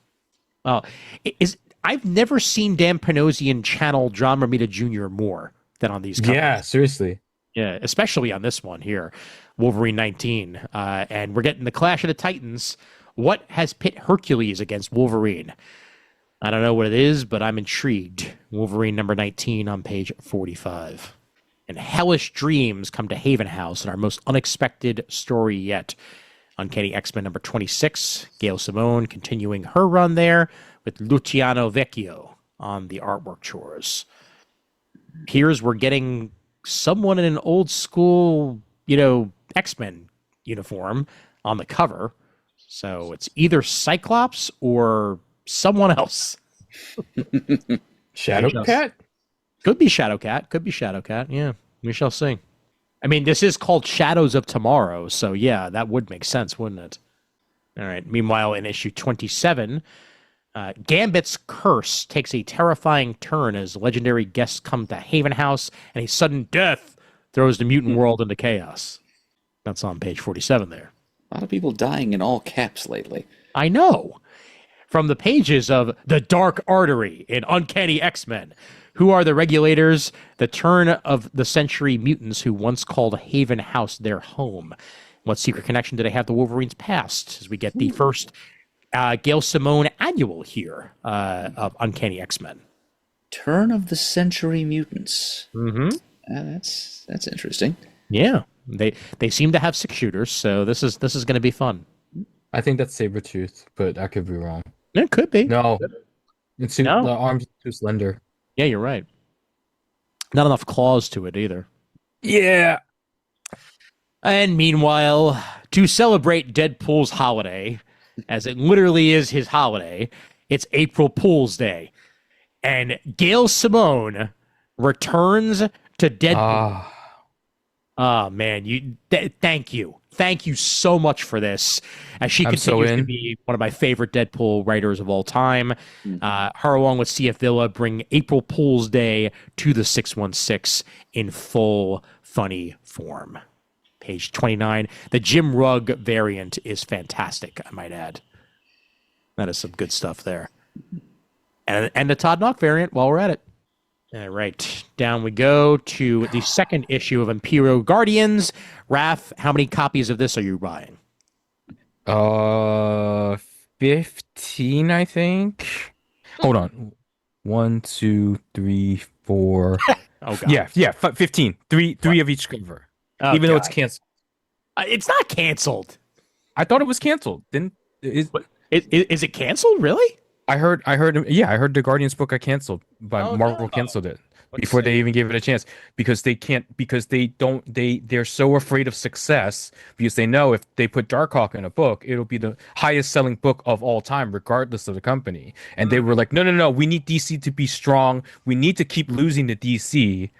Let us just shelve this Darkhawk book. You know what though? You are right. It was downgraded to a miniseries. So that's what it is. So the miniseries will be coming out in full as a 5-issue mini. It's not an ongoing anymore. So yeah, I'm still gonna buy it because it's got Darkhawk. I can't. I'm not getting it. How could a book featuring both Darkhawk and Cosmic Ghost Rider not go more than 5 issues? I mean, come on, Everyone's wondering about what's going to go on with Frank Castle, Cosmic Ghost Rider.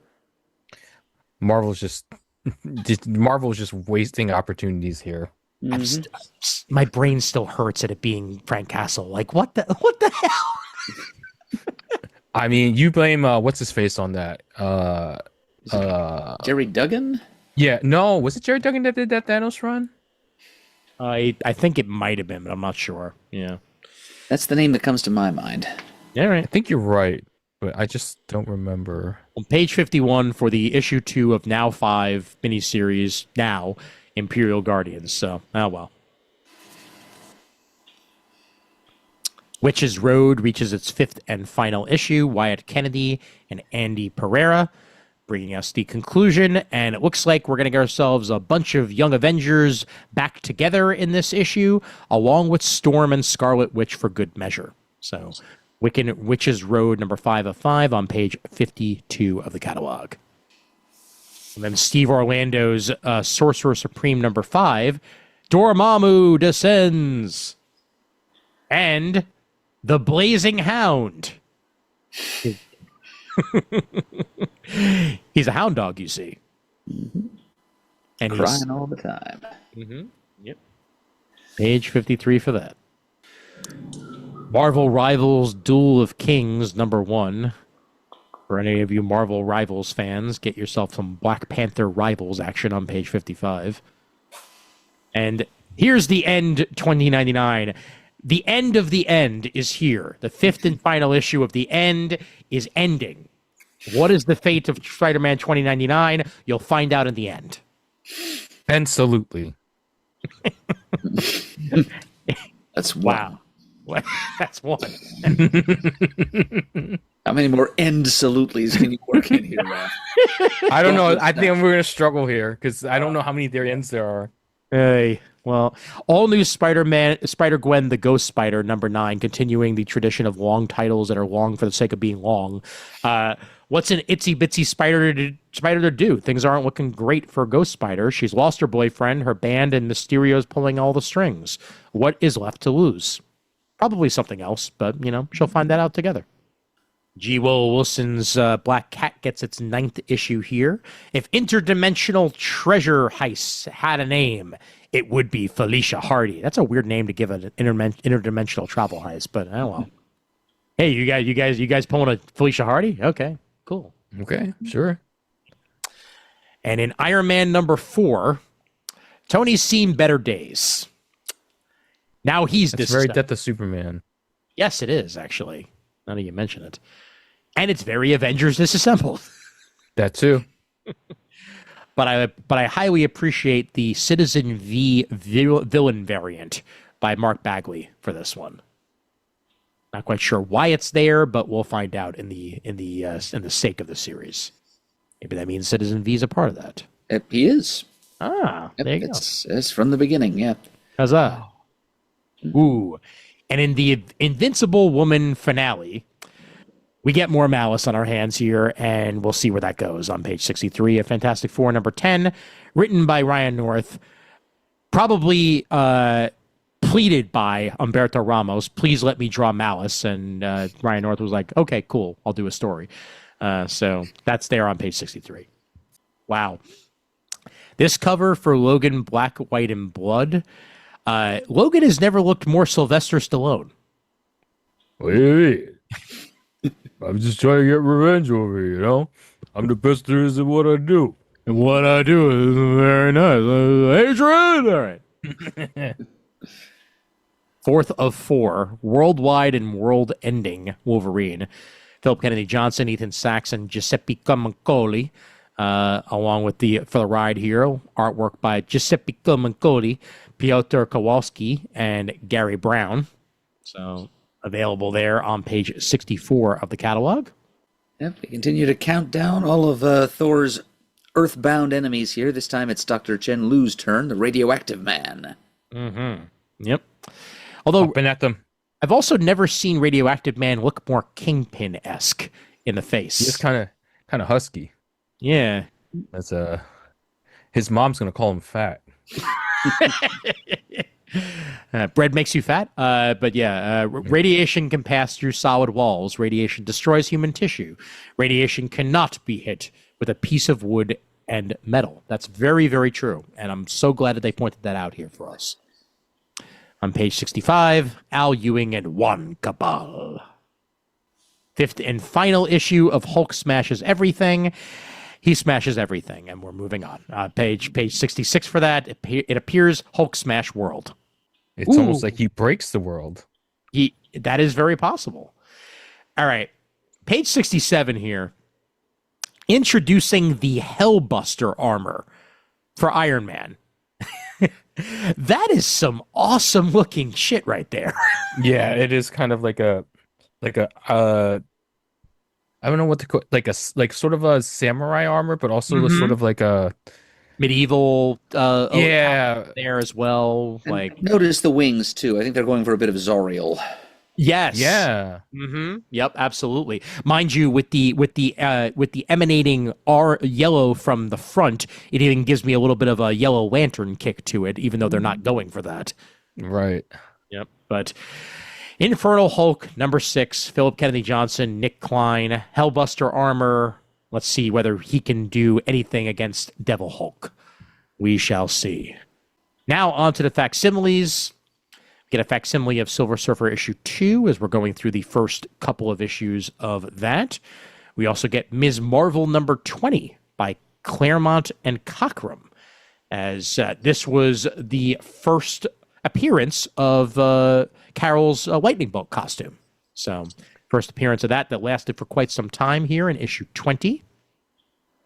Then a facsimile edition of the first issue of Spider-Man Noir, just in time for the Amazon Prime Nicolas Cage live-action series. Yes, those are words that I just said out loud.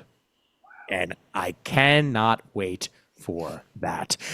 Not only are they putting it out in color, Murd, they are also putting it out in black and white. Fantastic. I know which one I want to watch. I hope it's properly color graded. I hope so, too. I really do. Yep. On page 69 here, if you want to read the first issue of Spider-Man Noir in facsimile, they've got you. And then for you, Raph. Godzilla Infinity Roar, #3 of 5. Null X Godzilla all-out assault on Asgard. Godzilla's rampage has reached the Rainbow Bridge as Thor leads an army in Asgard's defense. As chaos erupts, Null slips away to enact a secret plan to spread his symbiotes across the galaxy. Will the All-Father Odin be able to stop him as kings and gods collide? Meanwhile, across the cosmos, Doctor Doom has enacted a secret plan of his own that could tip the scales, but in what direction? No one knows. All right, See, this is Jerry Duggan. This all sounds like it could have come from the same mind that gave us Cosmic Ghost Rider. That's very true. Absolutely. Yep, 100%. Oh, my God.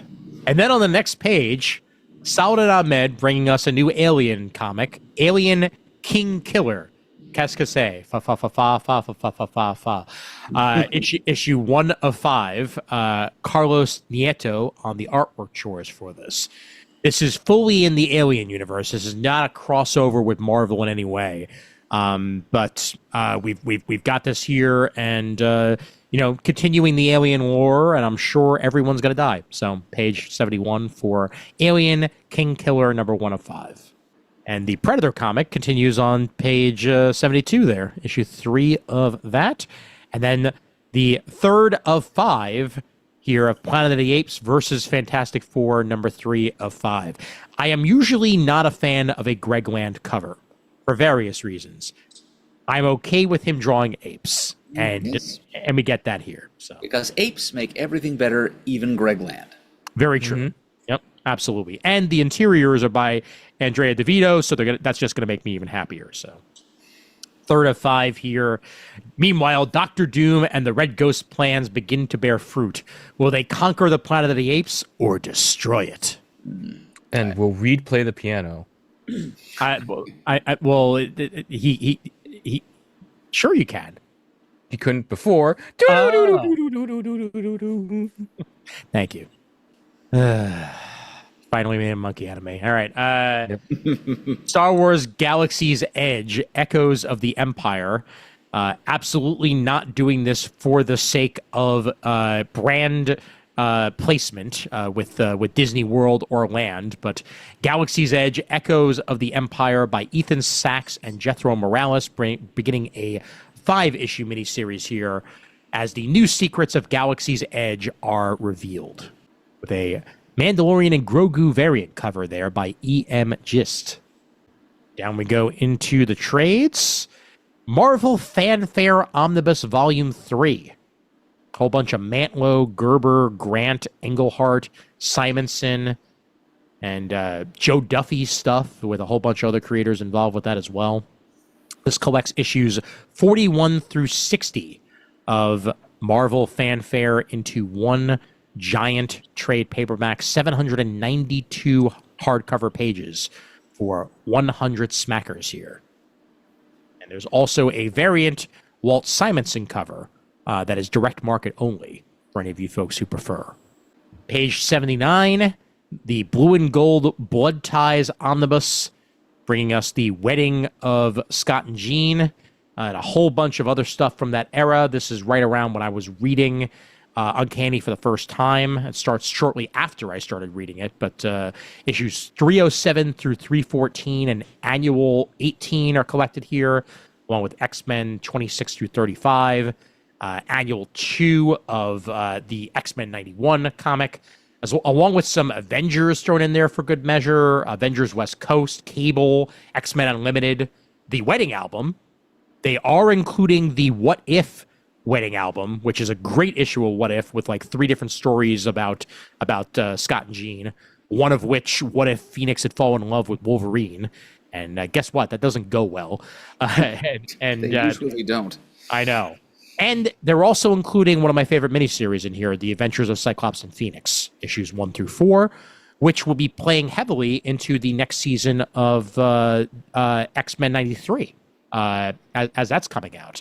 So looking forward to that happening as well. Page 79. Further down, see if anything else of note is here. We got the Ultimate Black Panther Volume 4 for you. And then on page 87, the next page, Ultimate Spider-Man Volume 4, collects 19 through 24 of that series. And a trade paperback of the latest Battle World series by Christos Gage and Marcos Toe. Usually I'm not for these, but I think I'm going to actually check this one out now that it's all collected. As it's multiverse fairing, and I like that version of a Battle World for you. You know, something that goes all over the place and kind of like almost like Battle World meets Exiles in some ways. So down with that. Yep. Great creative team and wonderful random mix of characters. Mm-hmm. Absolutely. Avengers Forever-esque. Yes, also a good point on that. Yeah, page 88 for that particular series. And then Marvel Zombies Red Band by Ethan S. Parker and Griffin Sheridan, bringing us 1 through 5 of that Red Band book on page 90. And as we get further down, we get the full trade of Spider-Man 94 on page 92. They really should have put it on page 94. That's all I'm saying. Missed opportunity. Oh, well, what are you going to do? Mark Guggenheim's Spider-Man and Wolverine, second volume of that, 6 through 10 of that series there on page 94. And we'll close things out here with the Spider-Man Noir, the Gwen Stacy Affair trade paperback. Eric Larson wrote this, along with Andrea Baccardo and Marika Cresta. So a 5-issue Eric Larson written Spider-Man Noir series collected in full here on page 98 for any of you interested. I'm sure that's great because whenever Larson goes back to Spider-Man, it's good stuff. All right, and I think that's about it, unless they're hiding anything on the bottom here. Yeah, most of it is. Oh, here we go. Micronauts. Mm-hmm. Yep. Volume 5, the original Marvel years, the new voyages. This is the conclusion right here of Micronauts being collected in full for the first time ever, basically. So volume 5 here includes the 1984 Micronauts New Voyages book, all 20 issues of it in one trade paperback by Peter Gillis, with pencils by Kelly Jones and Howard Bender and Rod Wiggum. Combination of 2 Simpsons characters in one artist name. So Micronauts are back in Pog form. Yeah. Miss Hoover, I ate my comic. But Micronauts Epic Collection, the original Marvel years, there on page 108. That is it for Marvel. Close that out so I don't eat up too many resources. And on we will go to IDW. And over at IDW, comics. Beginning Let's see what we got here. A lot of stuff mid-run, so we're going to skip anything that is mid-run. See if we got any singles to talk about. Well, friend of the show, Freddie Williams, is working on the main Ninja Turtle series. Mm-hmm. That is very true. Yep. He did ask me to send over references, so I took a lot of pictures of myself just for reference. Good. I'm glad. Yeah. Actually, Hopefully he'll work you in as guy on street number 4. So. Oh no! I'm right there. Look, I'm on the cover. I'm back right. Oh, I see. I understand. Yes, I get the reference you were trying to make now. I was going with that reference, but making it different. So yes, very, very, very good. Absolutely. Damn it! Set him up. Set him up keep for that. walking right into them. I know it's too easy, and I hate myself. Page 4 there. Teenage Mutant Ninja Turtles issue 17. As we scroll down further along, we'll get to the Ninja Turtles, the Booyakasha books. Wowzers! Why did it take? That's the.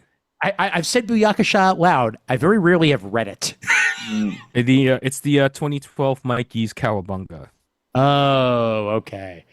See, if they had said boom shakalaka, then I would have been able to say it. Well, yeah, but then that would have been easy. Clearly, Eric Burnham and others involved with this here in particular on page 10 of the catalog.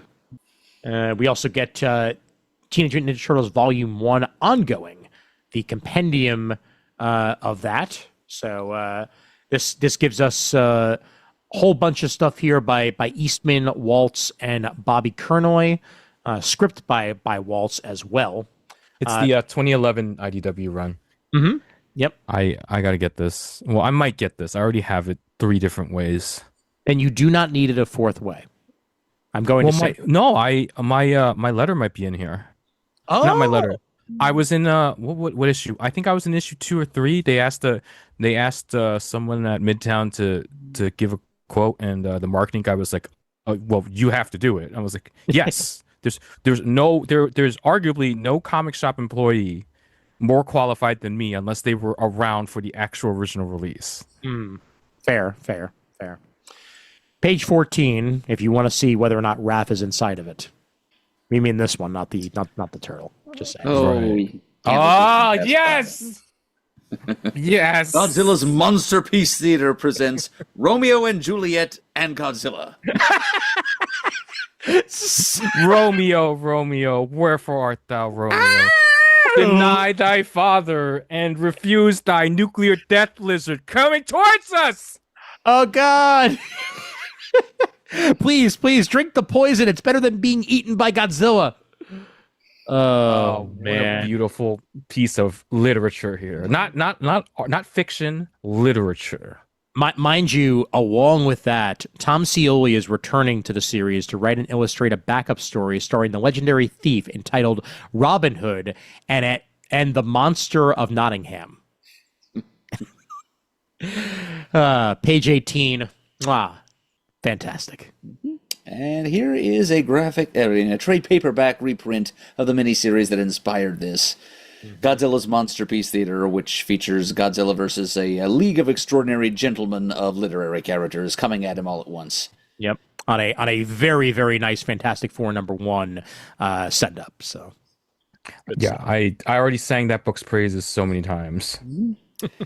And now, instead of unnecessarily expensive hardcover reprints of each and every Godzilla vs. America one-shot, which we were offered last month, now IDW is coming out with a more sensible trade paperback edition, collecting all 4 of them under soft covers for the price of what would have been one of those 4 hardcover things that they put out last month. How very nice of them. After I'm sure they probably got at least a couple of suckers to bite on that, but hopefully I not wasn't you. one of them. Good. I'm glad. Yeah, I was waiting for this. I'm not gonna. If I wasn't gonna buy the single issues, why would I buy the hardcovers? Yeah, I might buy a New York single issue just because I live there, but Right? I'm not the these. Philadelphia one. Right, exactly. so, some amazing creators involved with these one shots and now collected into one trade paperback here. Once again, Chicago, Boston, Los Angeles, and Kansas City. Godzilla versus America on page 20. Steve Orlando, Mike Costa, Buster Moody, Gabriel Hardman. Great stuff here. And including friend of the show, Freddie Williams. Indeed. Yep. Yep, and because they solicited a Portland one last month, we already know that there are more of these potentially on the way. It's not just these 4 and done. Yep. So Philly still got a shot. New York still got a shot. Yep, both still on the table. Absolutely. Yep. Page 21, Godzilla, Here There Be Aliens. Yes, the brand new standalone series is perfect for new readers, blends classic kaiju action with the alien invasion horror of the 50s. And by stalwart Frank Thierry there on page 21. Further down in the catalog we go. Twilight Zone's back. Issue 6 here. So, if you'll excuse me, gotta get myself in the zone. All right. Get your Serling on. All right. Get in the zone. Twilight Zone. Twilight Zone. The Twilight Zone anthology returns with a brand new batch of standalone issues. Comic book greats bring us fresh stories in chilling black and white, just like the original television show. Piper can't take care of herself. She barely eats, and her apartment is a mess. In a last desperate attempt to quick fix her life, she decides to order a food delivery service. But her first delivery includes an unexpected arrival, an unsettlingly baby-shaped vegetable. Its pudgy plant, hands and feet may be too cute to eat, but Piper is about to learn that caring for another is far more complicated than caring for yourself, especially if you love the other more than yourself. In the Twilight Zone. Page 27. I'm glad that this anthology is continuing on, and this particular book by Nicole Ju and artwork by the same. Page 27 for that. Lower Decks. Tim Sheridan concluding his arc here on Lower Decks. Those of you who have not listened to our Tim Sheridan episode of Comic Timing, he was an excellent guest, and we talked all things Trek. So it was a lot of fun. I think Raph was on it. I'm not sure. I was on it. Yeah, I know. I was being facetious. But I'm just reminding everyone that I was on it. You can go check that out. Oh no! I know. As you basically turned into his new assistant, if and when he comes back to Star Trek. I'm waiting for the phone call. Absolutely. Tim Sheridan was very impressed with Raph's knowledge of all things Trek, and it really, I know every single episode of Next Generation because I watch it regularly.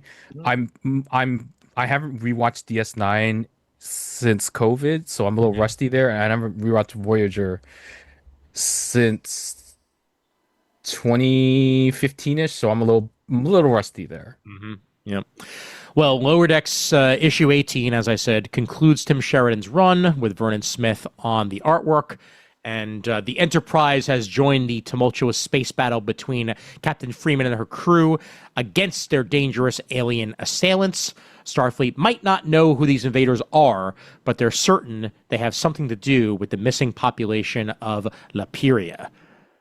So we will find out more about that in this very issue of Star Trek Lower Decks. Also, be sure to listen to that episode of Comic Timing to hear the story of how Tim Sheridan did not become best friends with Brian Fuller. All right, moving on on page. It was a good story. Yep, page 29, and then the first collection of Tim's stories on Lower Decks is here in volume 2 of Lower Decks. Tim Sheridan, Robbie Cook, Jack Lawrence, Philip Murphy, and Vernon Smith on the artwork there on page 30. Rocketeer Island gets its second issue. John Layman and Jacob Edgar continuing that Rocketeer series on page 32. And the Rocketeer Thrills, Spills, and Chills IDW Classics collection. A whole bunch of Dave Stevens, Mike Allred, John Cassaday, Darwin Cook, Roger Langridge, and more collected in this Rocketeer volume. that is a must buy, to be honest with you, on page 33 with stalwarts of the industry like that. And Street Sharks gets an annual, because what deserves an annual more than Street Sharks, baby? Yeah. Jordan Morris, Stephanie Williams, Ariel Metal on page 34. Onward we go to Top Shelf. Hotel Limbo by Ben Harrell. Welcome to the afterlife. We'll maybe take your bags. Hijinks and heartbreak await at this fan favorite online comic becomes a gorgeous graphic novel. So this is the series debut of that, where Ben Harrell teams up with 28 artists from around the world to breathe life into a story about death. And that's what you have here for you with Hotel Limbo, Book 1, on page 40. It's a song about death. All right. Pumpkinheads by Dave Baker and Nicole Jew here on page 42, collected in full.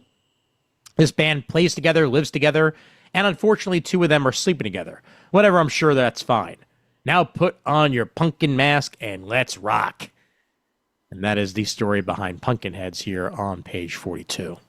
Finally, into Alien Books here, Valiant, IDW, whatever you want to call it. Guillermo Fajardo in a Valiant Beyond Bloodshot special on page 44. And then a all-new Harbinger Risen #1 on the next page by Fred Van Lente and Eric Tamayo. So bringing new life into the Harbinger character on page 45. And I think that is it here with IDW. So let's head over to Dark Horse. Ooh, new series. Mm-hmm. Yep. Brand new Airbender series all about the Kyoshi Warriors. Brandon Huang and Bel Bessa on the writing and artwork chores here as Suki and the Kyoshi Warriors leave their island home to join the war against the Fire Nation. Met with suspicion and resentment by the mainlanders, they struggle to prove their worth to the Earth Kingdom. When the opportunity arises, will they be willing to compromise their values as Kyoshi Warriors to embrace it? Find out within Avatar: The Last Airbender, the Kyoshi Warriors #1 on page 2 of this particular catalog. 3-issue mini here. So one And of it takes 3. It's a in between the series one, not a post series. Mm-hmm. Yes, indeed. Yep. Which makes sense with the Kyoshis. Yeah. Yep. And that new Avatar movie is coming soon, which will now no longer be coming out in theaters. It will be a Paramount Plus direct, which is unfortunate because I really did. I was hoping it would get its chance to go into theaters, but they decided against it. So, oh well. This looks awesome. Young Hellboy Thrilling Sky Adventures by, of course, Mike Mignola and Thomas Snegowski with Craig Rousseau on the artwork chores. In a comic adventure within a comic adventure, Scarlett Santiago may have beaten too many villains to keep a low profile on the streets anymore. To keep herself safe and defeat the bad guys who are after her, she may need to team up with a mysterious feline figure who has similar goals. This new Hellboy adventure features his hero, Scarlett Santiago, in a 4-issue series on page 6. Scarlett Santiago is somewhere else in the world. Yeah, I was going to say, where in the world is Scarlet San Diego? Exactly. Did you hear about Mimi Green? I have now. Can't say I have. Well, now we all have. Connor Goldsmith and Josh Cornelione. God, I'm terrible with names today. Tastemaker Mimi Green is popular essayist with a perfectly curated social media presence until a blog post she wrote a decade ago, cruelly mocking fat people, resurfaces and sparks a viral furor. Mimi checks into an isolated mental health facility in Topanga to ride out the scandal, but as sound baths and crystal healings by day give way to restless nights, she's pulled into another version of the building. There the halls are old and gluttonous and gilded, and the vainglorious like Mimi and her fellow patients are punished again and again. Only local bartender Natalie, the lesbian lover Mimi hid from the public, stands a chance of tracking her down before it's too late. Some American Horror Story-esque adventures here with Did You Hear About Mimi Green? On page 8, this will be a 4-issue miniseries. And the Rob Williams writing Hidden Springs is not Rob Williams, the musician. I just want to point that out. It's the comic book writer. But he has written Petrolhead and Judge Dredd before. And now he's writing Hidden Springs here on page 9. That will be a 4-issue mini. Kaiju Powers plus Grandparent Follies is how it's described on page 9. Down we go further. 9th issue of Powers 25 by Bendis and Oming. So we're 3 issues away from the conclusion of that series on page 15. And the series finale of Touched by a Demon by Kristen Gudsnuck on page 16. 6-issue series, 5 of 6 here of the Umbrella Academy Plan B by Wei and Ba, returning to their loved Umbrella Academy series on page 17. And I want you to check this out at some point, Raph. Usagi Yojimbo Kaito 84. This is the 3rd issue of it now. A brand new era of Usagi Yojimbo here by Zach Rosenberg. Basically the future iteration of Usagi. Right. Yeah, no, we talked about the first issue.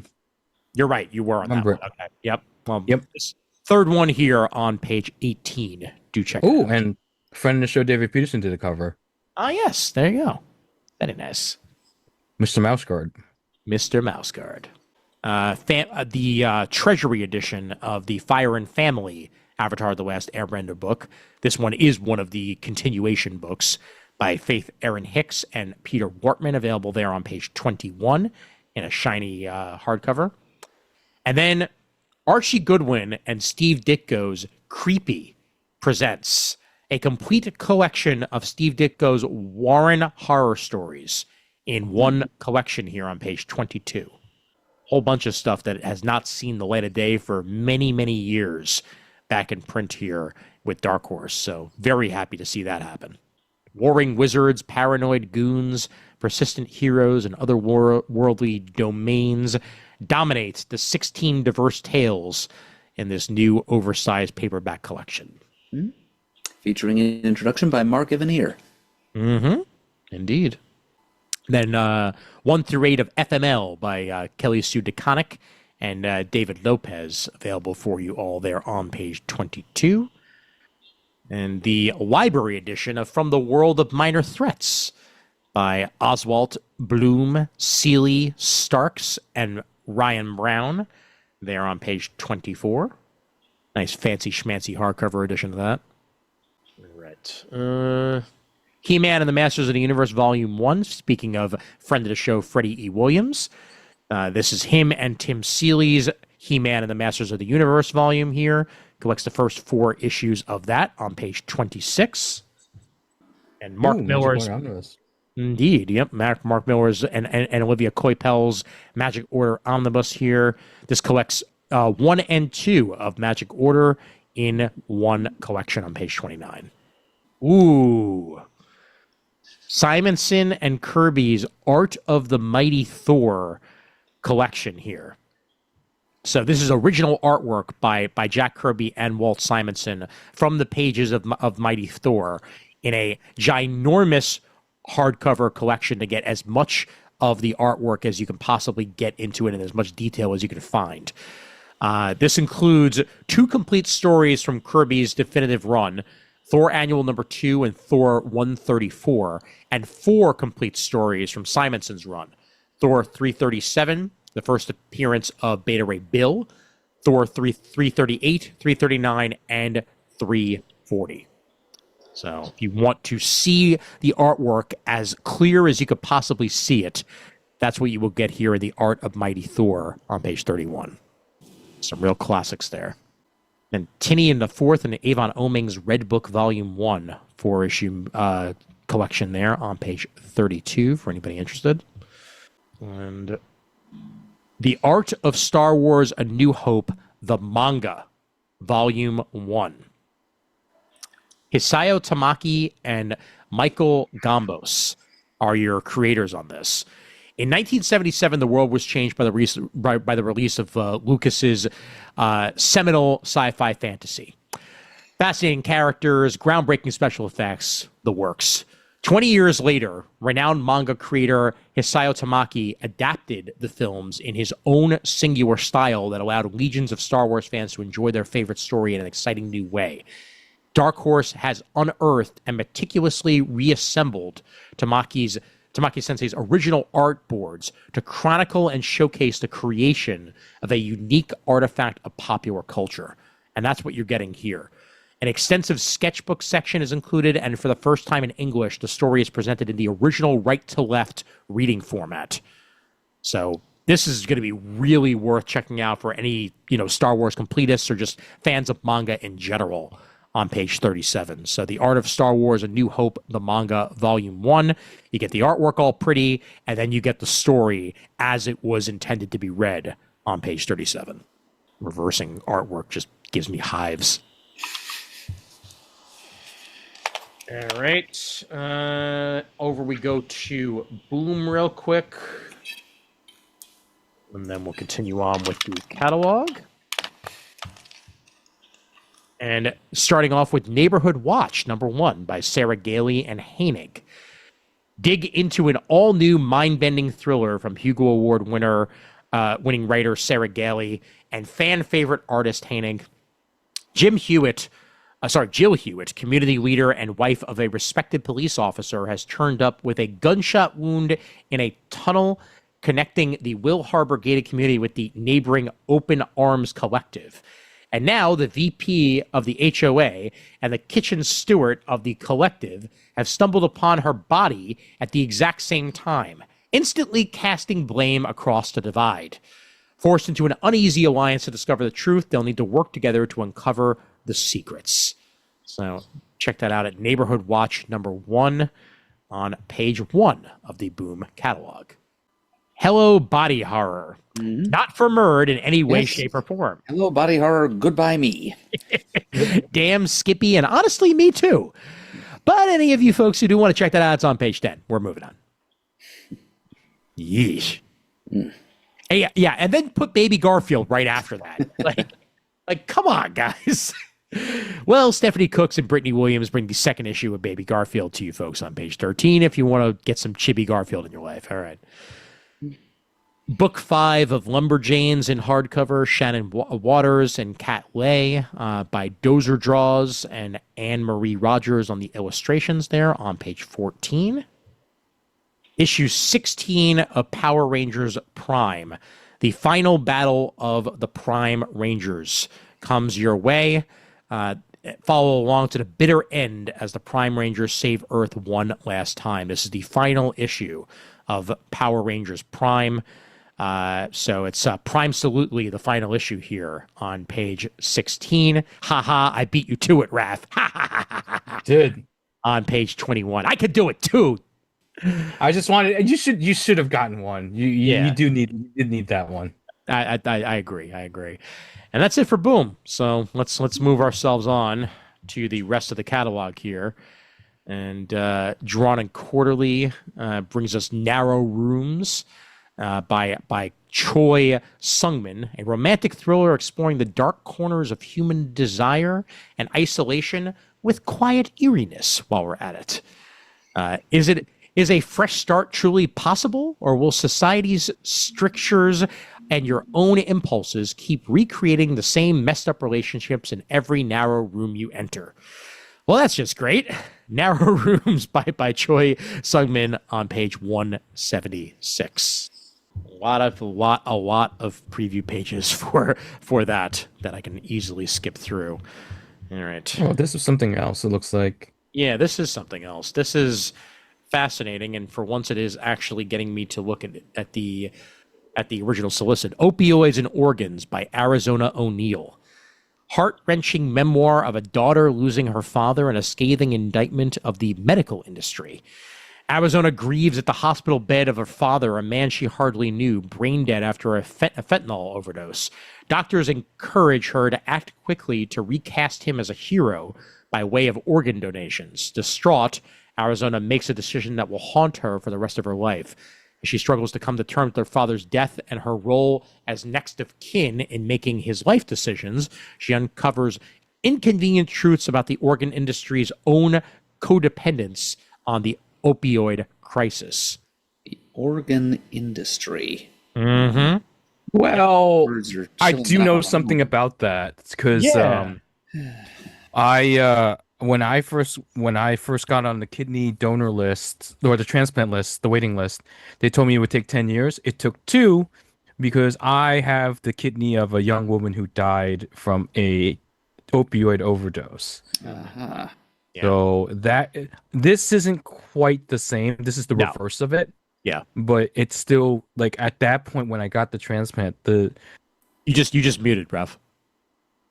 I hit the thing by accident. I was just saying when I got my surgery, they were saying, the wait lists have been shorter lately because of the opioid epidemic, which I hear has gotten better since the Biden presidency, and it's continued to get better in recent years. So maybe it's not that much of a problem. I mean, you still hear about it all the damn time, unfortunately. So I think hopefully it has gotten better. Hopefully they're, just, getting better and just not talking about it. But Right. Not to talk about serious subjects on a no. previews, But still, I mean, you may connect to this comic in some ways, right? yeah, exactly. So I actually might check this one out. So, but Opioids and Organs by Arizona O'Neill on page 190. Some very macabre artwork to go along with it. With Frankenstein's monster as a supporting character. Yeah, why not? He wasn't busy. Further along we go. Drawn and Quarterly is really like bringing it home this month with stuff that I'm interested in. Apple Guy and Beefwood, words that I just really wanted to say, by Cedar Von Tassel. Somebody whose name is Cedar is putting out a thing called Apple Guy and Beefwood. So go figure. A serial buddy comedy like no other from the minds of Cedar Van Tassel. He's created the great new comic strip of the modern era, a perfect jewel in an underappreciated genre in the comics field. The serial buddy comedy, using rural agriculture as a stepping off point. He tackles climate change, small town politics, psychedelics, mysticism, and friendship. Probably heavy on the psychedelics, but Apple Guy and Beefwood there on page 220 for some really crazy looking stuff, if I do say so myself. Done with Drawn and Quarterly. Get past Dynamic Forces here, because that ain't nothing new. And onward we go to Dynamite for the month. And Thundercats X Silverhawks #1, part 1 of a 15-part epic. So we had a little taste of it. We had a little taste of it earlier, and now we're getting a 15-part crossover. Special incentive cover available, signed by Larry Kenney, the voice of Lion-O. Declan Shelby on the writing and artwork chores of this book, crossing over Thundercats and the property that only exists because they could redraw Thundercats cells as something different, Silverhawks. So I guess Thundercats are on the move. Thundercats are loose, and so are Silverhawks. On page 247 here of the Dynamite/Lunar catalog. And that is some damn fancy artwork, if I do say so myself. Love me some Shelby. Yeah, wow. The checklist of this. Thundercats X Silverhawks, #1. Mum-Ra the Ever-Living, #1. Thundercats X Silverhawks, Thunderhawks, #1. And then it just goes on from there. 15 parts, baby. Oh, yeah. 3 miniseries. Yep. And right in the middle of it is a miniseries featuring the Thundercats' opponent, Mum-Ra, the Ever-Living. Yes. With Declan by Ryder. Declan Shelby, and Rafa Lobosco was doing the art. Mm-hmm. Oh, yeah, that's right. I did see this in the group chat. Yep. It all begins in a pyramid, but not the sinister black forest that haunts Lion-O's dreams. This is Earth during the reign of the pharaohs. And for one nameless slave, a chance discovery and a selfish act of cruelty will open a pathway to both freedom and power for a price. Mum-Ra, the Ever-Living, #1 on page 253. Then, of course, there's Thundercats like SilverHawks, Thunderhawks #1 on 257. And then the Classic Years Collection Omnibus homage cover, hardcover, signed by Declan Shelvey. If you didn't buy it the regular way, now you can buy it signed on page 260. Signed by somebody whose work doesn't actually appear inside the book. Exactly.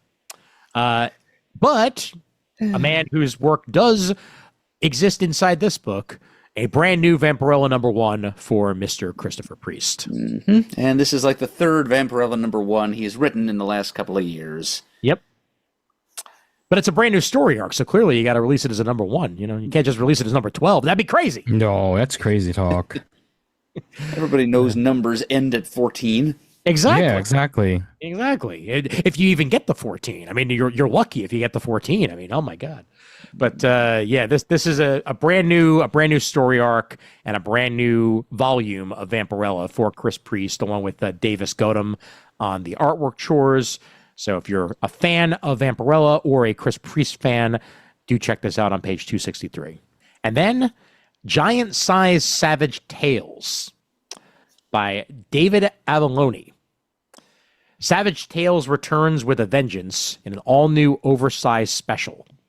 So this is going to have the daughter of Draculon, She-Devil with a sword, and Captain Gulliver Jones, and the last Alan Quatermain story, all inside of it here, in Giant Size Savage Tales #1 on page 264. Some nice old school horror-esque action there. And the third issue on page 267 of Archie X Army of Darkness #3. Astrid and the Space Cadets, Attack of the Snailians in Dynamite Kids. Cute action there by Alex T. Smith on page 268. The second issue of Greg Pak and Fred Van Lente's Gaston, along with Milena Cicerello, is there for us on page 271. Gaston gets turned into a squirrel, and hilarity ensues. Mm-hmm. You know, if anybody had it coming. One cracks nuts like Gaston. Yes, indeed. I'll point out the third issue of Muppets Noir, because of course we do, by Roger Langridge here on page 273. I had the joy of watching the new Muppet Show For Now one-shot that aired earlier this week. Yes, and joy it was. So good. So good. Man. It was a dark and stormy night here. I mean, it wasn't that bad. It could have been better. I mean, it could have been worse. Yeah, there could have been two of them. Nah, it was really good. It was really good. I had a great time. Page 273 here for the third issue of Noir, which for some reason they're still showing us the first issue cover for, but oh well. And the fourth issue of Gargoyles Darkwing Duck there on page 274, something that should have happened years ago, quite frankly. Darkwing Duck Year 1, Part 1 collection. Because you can't collect it all in one shot. You got to do it. You got to do it in multiple parts. That's how you make money. It is 160 pages, to be fair. Yeah, but part of me just would. I mean, I'm sure they will collect it all in one at some point, and that's probably what I will wind up getting if I wind up getting it on page 276 there. Yeah. Better watch out, you bad boys. Mm-hmm. Stitch Volume 1, Evilish Geniuses collection by Connor Ratliff here and James III on page 279. And everything else is as it was for the most part, so we are done with Dynamite. And on we go to other stuff. In the other stuff, Strength and Ash, #1, written by Evan K. Posios. From the acclaimed artist behind Don't Run with Scissors comes a surprising new saga of love and loss. When young Ash's superhero father is savagely murdered, all that remains of him are comic books, action figures, and memories. As a cruel world pushes Ash further into depression, he discovers that sometimes a father's love can reach from beyond the grave. That's what we find here with Strength and Ash on page 300 of the Lunar Catalog in the Keen Spot area of the book.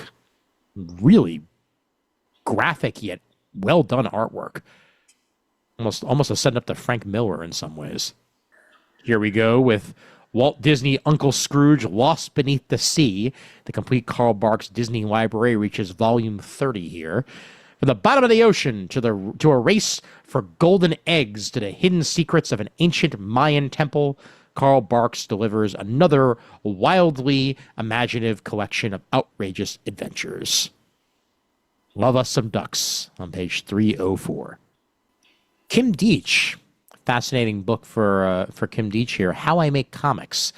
The legendary underground cartoonist Kim Deitch unveils his creative process in all its imaginative whimsy here in a comic book. So how he makes comics in comic book form in black and white by Kim Deitch here on page 307. Almost like an indie comic telling you how to make indie comics. Like, all right, I'm game. That makes a lot of sense on page 307. And Uncle Scrooge. Once again, legacy numbering for Uncle Scrooge. The McDuck Journals, the Duckburg years. Love it. 42-page epic, complete in this issue. Scrooge personally recounts his earliest adventures in Duckburg. And this is what we get in the McDuck Journals on page 311. Must have been a hurricane there in Duckburg. Yeah. Race cars, lasers, airplanes. It's a duck blur. Yeah, it is. It is. That's what they say. Dan Klaus's The Complete 8 Balls 1 through 18. This is the full anthology of the Complete 8 Balls in one collection here on page 314 for you Dan Klaus fans. It be there for you. And as we get further down, Tim Probert brings us Lightfall, A Place Between. Our heroes arrive at long last to the island nation of Pelidur and face a devastating loss, and for one of our heroes, an impossible decision. After surviving a shipwreck, Cad washes ashore on the banks of Pelidur. There he searches for Lorgon, but instead finds the other spirits of Urpa, who question if their planet can be saved. I read that just for the names. Lightfall, A Place Between on page 317. Some all-ages fantasy action there for you. And volume 3 of Plus Size Misadventures in Love. Gotta love mentioning that by Mamakari there on page 321. All right. Get further down. Let's get to... Ooh... This is something worth mentioning on page 334.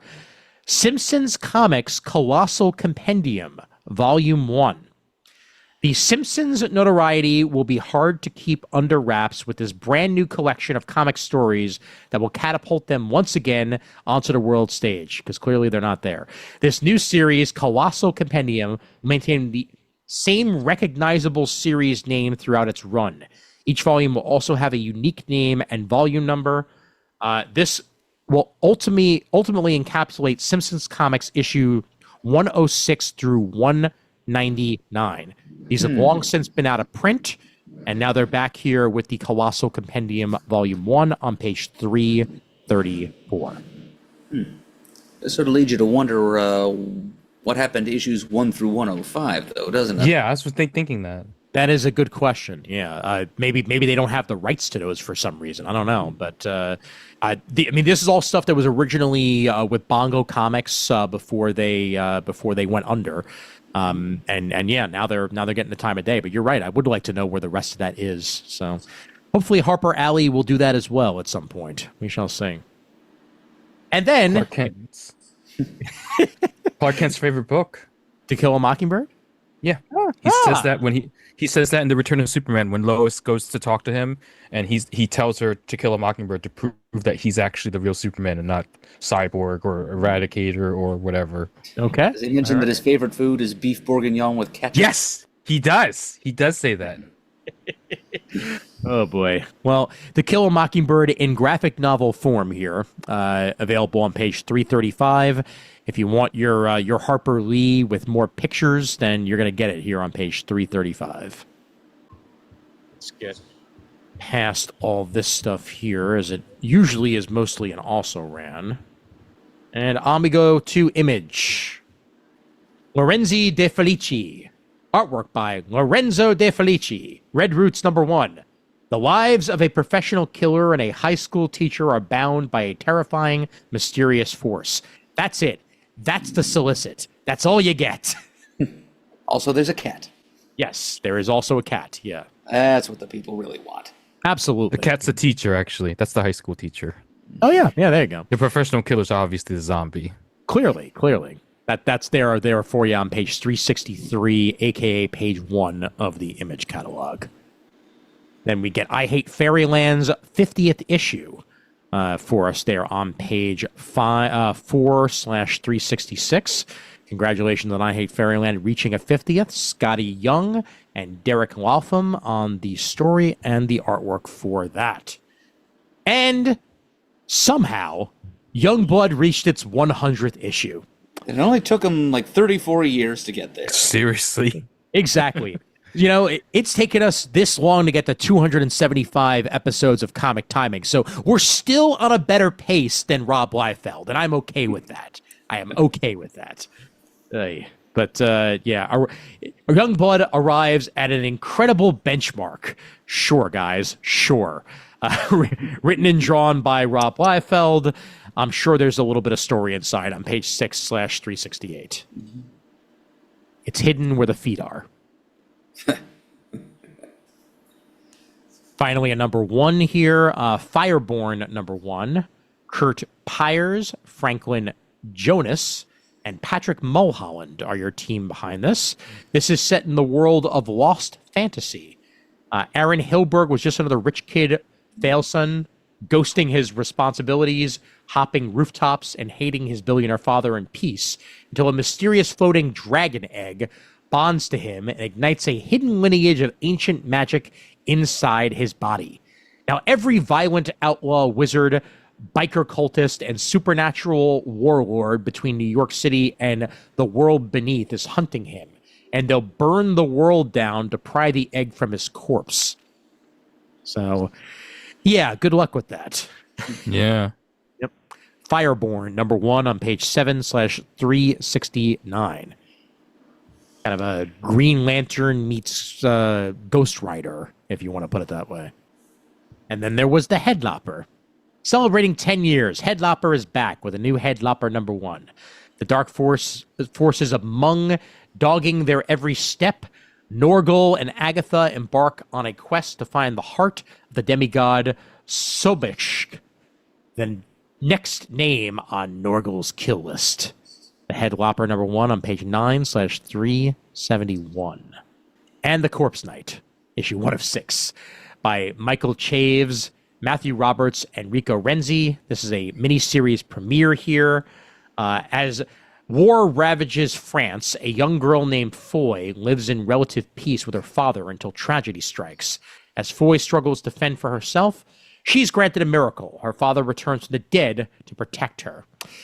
Yeah, somehow that's probably not a good thing. Now they embark on a sacred quest confronting murderers, wild animals, wandering armies, and black magic plaguing the countryside.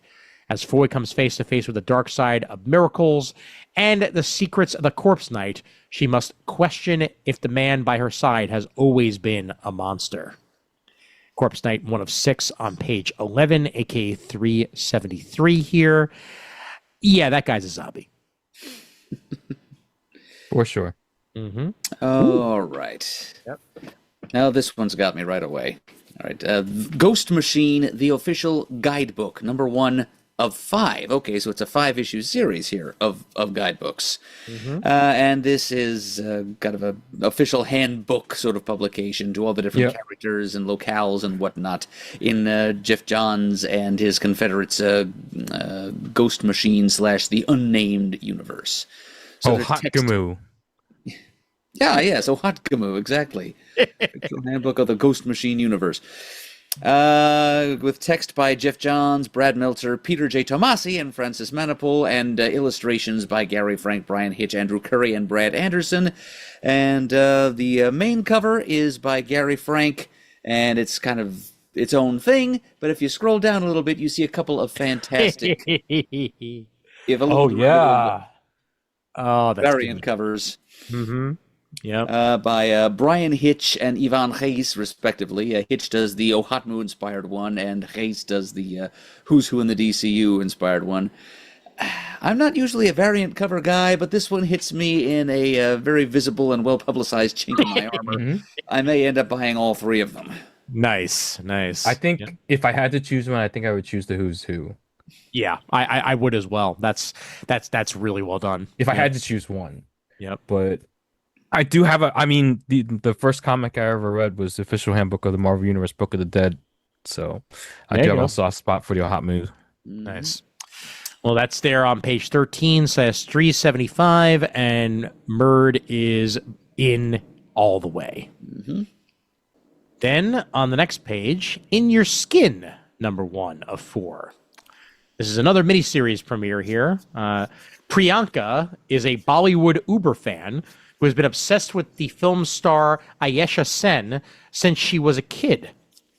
But after a once-in-a-lifetime chance to meet her idol goes awry, and Ayesha announces her impending retirement from movies, Priyanka decides that if Ayesha isn't going to live the life she's supposed to, Priyanka would be more than happy to take over for her. Stalker much? In Your Skin, just a smidge. In Your Skin, #1 of 4 on page 14/376. We've got some body snatching action going on in the fan variety there. So good times. And then we have Royals, #1 of 6. Whole bunch of miniseries premiering this month for Image. Derek Kirk Kim and Jacob Perez. Twin brothers Paul and Castor have crafted the perfect poker hustle using their uncanny telepathic connection. But they might have finally met their match when they risk it all against the leader of the Bloody Cox. Love it. The most wreathful criminal syndicate in Seoul. Ah, yes. Don't mess with the Bloody Cox. So Royals, 1 of 6 here on page 16/378. First of 6 issues in this miniseries. G.I. Joe, A Real American Hero, Silent Missions, Baroness, #1, one-shot here on page 20/382. By Joel Jones and Declan Shelvey, art by Joel Jones and Mike Spicer. It's a silent issue, so there will not be any words. That is all you need to know. Another silent issue on the next page, Copperhead. That one will also be silent. Another one, Crimson Guard. You get the idea. It's silent month over at G.I. Joe, so Firefly's getting one as well. Zartan even? Yep.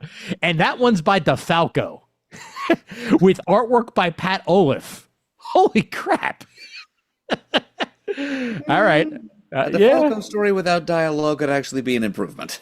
Oh, sad but true. So yeah, all that up to page 24 there, and then a brand new story arc begins Monstrous as that hits its 61st issue on page 25, aka 387. The 6th issue of Capes, end of a story arc here. Kirkman and Englert once again bringing Capes back to the forefront and recollecting that on page 28/390. And Die Loaded gets its 6th issue. Kieran Gillen and Stephanie Hans on that new Die series for any of you D&D fans and want to experience what it's like to be stuck in a D&D universe. Page 33/395. I just call that prepping for my campaign. Yes, that too. Yeah. That's a little bit different though, but yeah. Storm Shadow and Scarlet return in G.I. Joe #21 by Joshua Williamson and Tom Riley. So if you were missing them, they're back on page 37/399. And Stop the Terrordrome in issue 327 of Larry Hama's G.I. Joe, A Real American Hero. The facsimile editions have reached issue 14 of the Hama files. So G.I. Joe, A Real American Hero, issue 14 here. First appearance of Destro. Of course, written by Larry Hama there on page 39/401. And it has Comics Code Authority, so you know it must be good. Most other stuff is mid story here, but I'll mention Invincible Universe Battle Beast number 8, Robert Kirkman and Ryan Ottley there on page 43/405. Radiant Blacks issue 43 by Higgins and Gianno Zeffiro. At the end of the Catalyst War, Nathan Burnett moved to Los Angeles to take another swing at his writing career. So how's that going? Well, we'll find that out here as Gianno Zeffiro joins the Radiant Black team with this particular issue on page 49/411. We'll put up the no saga alert as we are not back with saga yet. New story arc in Transformers by Robert Kirkman. That Dan Mora guy, he's a slacker. He's not doing this arc. Instead, Ludo. Oh. I know. Ludo Lullaby and Mike Spicer are doing it instead. Like what? He can't not allowed to take a break. That's crazy. But the secret of Megatron is revealed here on page 59/421. Down we go into the trades. And in the trades, Final Boss by Tyler Kirkham gets a collection here. All first 5 issues of that on page 71/433. Get the 5th volume of Larry Hama's G.I. Joe Real American Hero under the Image imprint on page 72/434.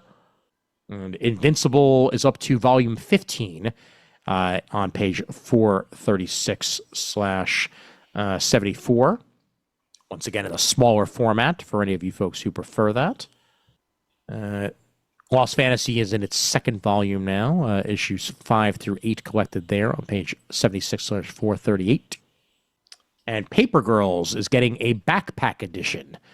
So smaller editions of Paper Girls for you by Vaughn and Cliff Chang. This is the 2nd volume of that.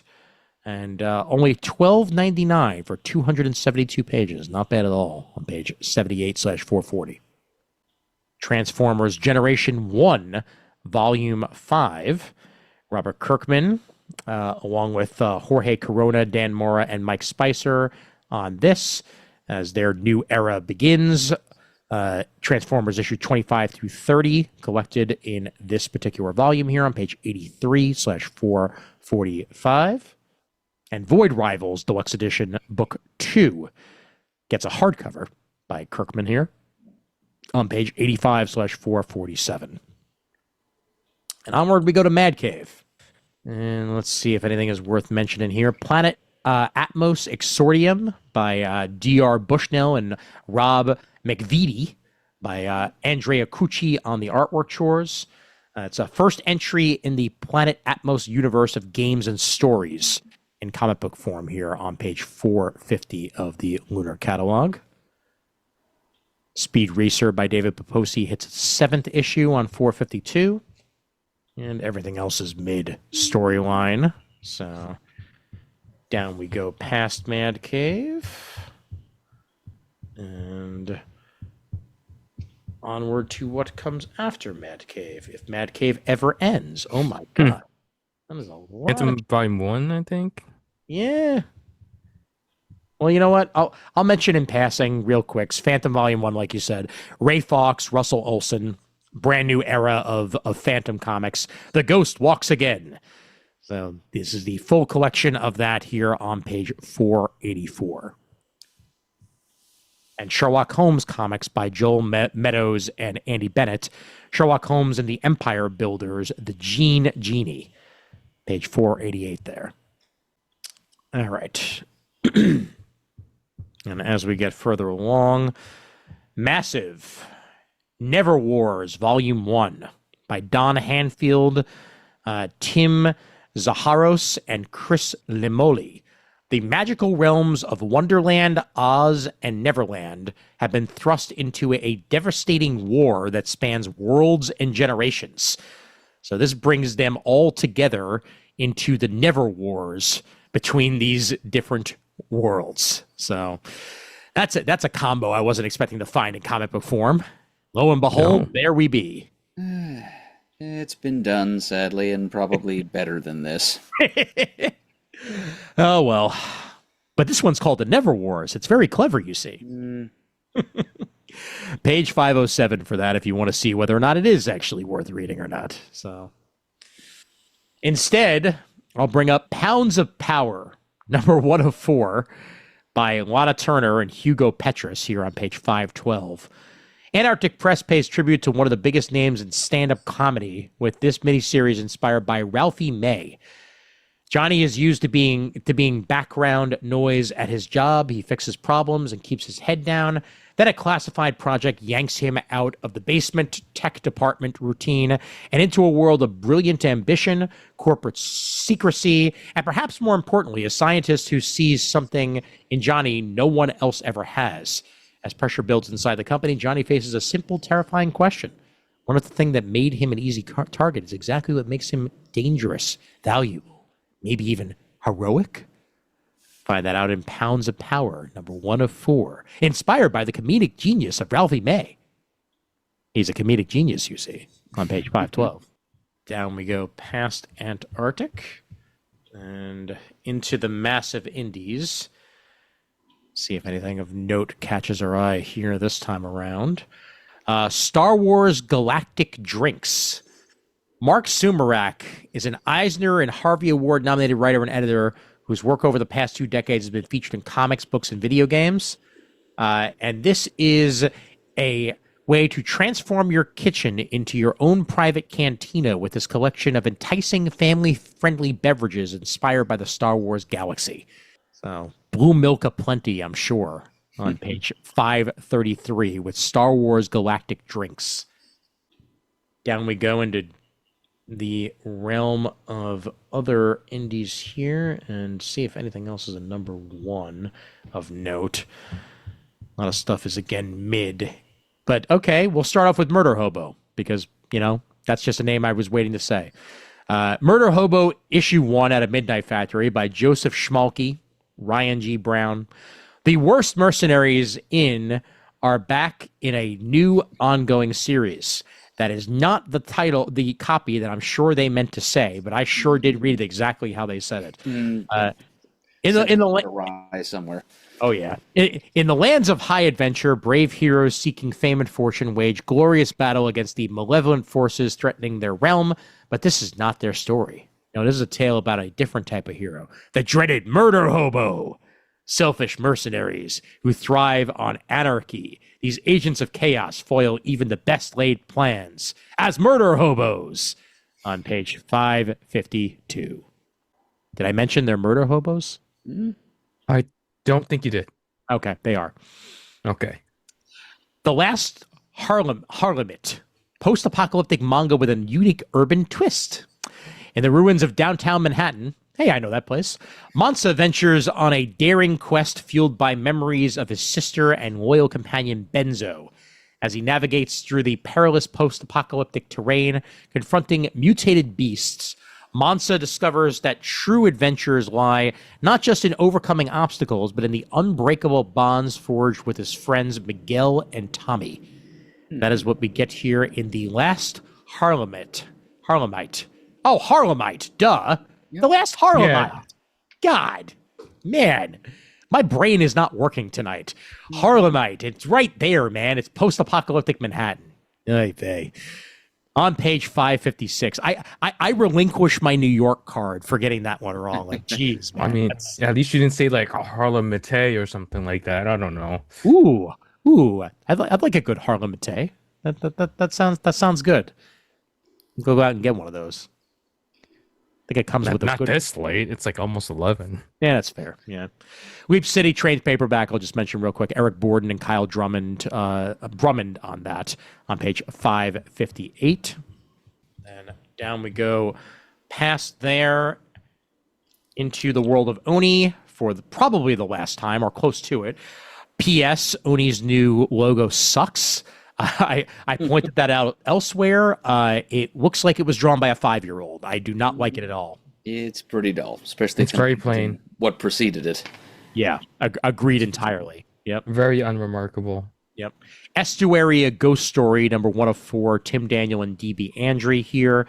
Out of the bloodstained past of old California, a different kind of devil is riding with the tide. Estuary, a ghost story, number 104 here on page 575. Some damn pretty artwork to go along with it. Really dig the moody blacks and shades in the artwork there by Man House. It's a man house, and everything else of theirs is ongoing at this point. So, Adventure Time issue 12 I'll mention, and of course issue 5 of 6 of Rick and Morty: The End. The end is almost at its end, so we're almost at the end on page 585. Gotten to say something like that twice this catalog. Go me. All right. Paper cuts. Let's see.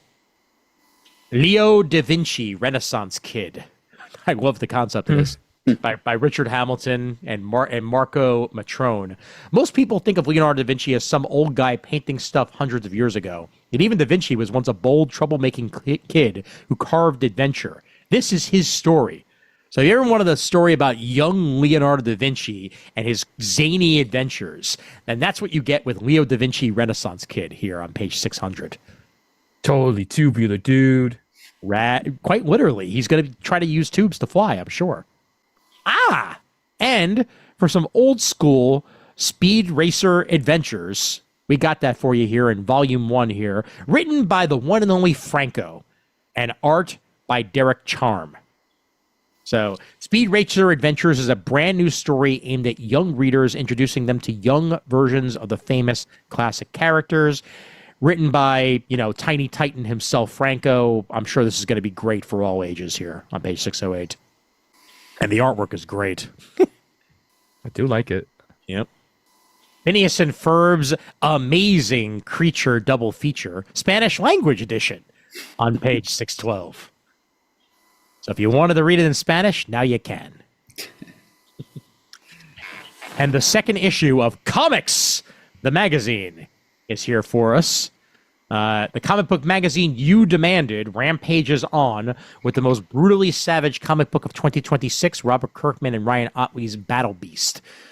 So they'll be focusing on that in this issue, along with other stuff. So check out Comics the Magazine. There is a comic book magazine back on the stands that is not made by Tomorrows, and here it is on page 614. That's right. Picking up where Comics Now left off. Yes, you're absolutely right. Yep. A long time ago. Damn, Skippy. Yep. All right. Let's get to Austin McKinley's Riot Force, Tools of the Rich. Creator of a new 8-bit Heroes and Hellbank Notes comes Riot Force, a standalone sci-fi action graphic novel delivering hyper-violent dystopian storytelling with a bold retro arcade aesthetic. That's absolutely what they're going for here. Any of you, Fatal Fury fans will probably absolutely love what's going on here with Riot Force Tools of the Rich on page 626. All right, and in we go to 2000 AD, all collections, of course, for the most part, but Essential Judge Dredd America and Essential Judge Dredd Origins there on 640 are worth checking out for anybody who wants to get into the world of Judge Dredd. That certainly brings you plenty in those 2 volumes there, so give it a go and check it out. And not much new in Scholastic. So Grandpa by Travis Romarine. A teen witch owns the night, armed with spray paint and a spell book. The cops don't stand a chance. They most definitely don't with Grandpa here, I'll tell you that. A Grandpa for teen readers, so go figure. That's on page 661 there, I believe. Down we go further into Titan, which means we're almost done, folks. And we are in the home stretch. We are in the home stretch, and here be Dead by Daylight, The Hillbilly, #1, by Derek Friedolfs, Dean Kotz, and Allison Hugh. A rookie cop uncovers the face of pure evil in Dead by Daylight, The Hillbilly, #1 of 4 here on page 679. And if you're not familiar, Dead by Daylight is a asymmetrical multiplayer game. Mm-hmm. Where you have 4 survivors and 1 killer, and this is one of the killers that they're doing a comics origin of. Nice. I played it during the pandemic. Very cool. Well, worth looking into that, definitely, if you're a fan of Dead by Daylight here. 4-issue mini on page 679. That's some old school artwork, if I do say so myself. And it glows in the dark. Why not? All right. Lenore, Muffin Else Matters, because Muffin Else Matters, by Roman Dirge. Behold the tale of Lenore and her kitties. On page 689 here. Any of you Lenore fans, you've got plenty for you here in that on page 689. Then issue 31 of Conan the Barbarian. A deadly foe continues to hunt Conan. Jim Zub, Doug Braithwaite, continuing their Conan the Barbarian action here. And a killer with keen blade in hand and teeth from old prey strung round his neck. What will Conan do with that? Find out on page 6. Trust his enemy. Yes. See him before him. Thank you. I was waiting for that. Jeez. And hear the lamentations of the women. Oh, man. Hey, if they're bringing Masters of the Universe back, they could bring back Conan as a movie. Why not? Why the hell not? They could. I could see that. It's only a matter of time. I would say so. Yep. And Doctor Who: The Prison Paradox gets a 1-4 pack. So if you were looking to have that in hand in singles, Dan Waters and Sammy Cavella are doing that for you here. For $19.99, you get all 4 issues of that, limited to 500 copies. That's on page 705. Not a hell of a lot else in the world of Titan this month. Even the manga is all ongoing. So down we go into tomorrow's. And this month's Alter Ego fascinates me. And congratulations on Alter Ego on reaching 200 issues. Double-sized bicentennial Blitzkrieg of Bronze Age comic history. So Roy Thomas talks in depth about his 5 favorite all-time comic series to write. All-Star Squadron, Conan the Barbarian, The Avengers, The Invaders, and Fantastic Four. With surprise interviews by Richard Arndt, the awesome art by the brothers Buscema, John and Sal, Barry Windsor-Smith, Gil Kane, Jerry Ordway, Rich Buckler, Frank Robbins, George Perez, Don Heck, Gene Colan, and more. And a special installment of the Fawcett Collectors of America, Michael T. Gilbert in Mr. Monster's Comic Crypt, and lots more. Here's the Alter Ego reaching its 200th issue. It's on page 722 there. And in back issue, yes. Here There Be Dragons. Ooh. Killer Croc, Savage Dragon, Lockheed, Bone, Daughters of the Dragon, and more. All featured in back issue magazine 168 here. I'm down with that. Yeah, Killer Croc's a little bit of a stretch. I know. Yeah. But at least Lockheed's there, you know? Yes, that makes up for a lot. Mm-hmm. Yep. Right above it, in Retro Fan number 45, we're taking a look back to the bicentennial year of 1976 and the cultural products that emerged to celebrate that anniversary way back when. Nice. Including the 1776 Broadway musical, my second favorite show ever. Oh yeah. I saw it done the original way, and I'm still annoyed to this day that when I went to see that with my mom and my cousin, that the audience was more focused on Jerry Seinfeld being in the audience than they were on the show. So yeah, but the show was great, and then I saw a all-woman production of it somewhat recently when they brought it back to Broadway, and that was actually really good. Completely. Wasn't Brent Spiner in it, or was that the movie version of it? No, the movie version of it was back in the 70s, so Brent Spiner was not in that. Yeah, right. I think he was on in a rendition of it. I'm not sure if he was in the one that I saw though. 97. Then yeah, I saw Brent Spiner. Didn't even know it. He was John Adams. Okay, well there you go. There you go. I can now safely say, beyond a shadow of a doubt, that the data adds up. I saw Brent Spiner. Mm-hmm. And I'm happy to have. I remember it very well. All right, and that is it with tomorrow's. Let's see if anything's hiding on the bottom here. Udon has nothing of note, so that is basically it. I will end on one more thing here. Jeremy Robinson brings us Nectar. This is issue 2 of this, and it's the sweetest thing in life. Anapello Martello.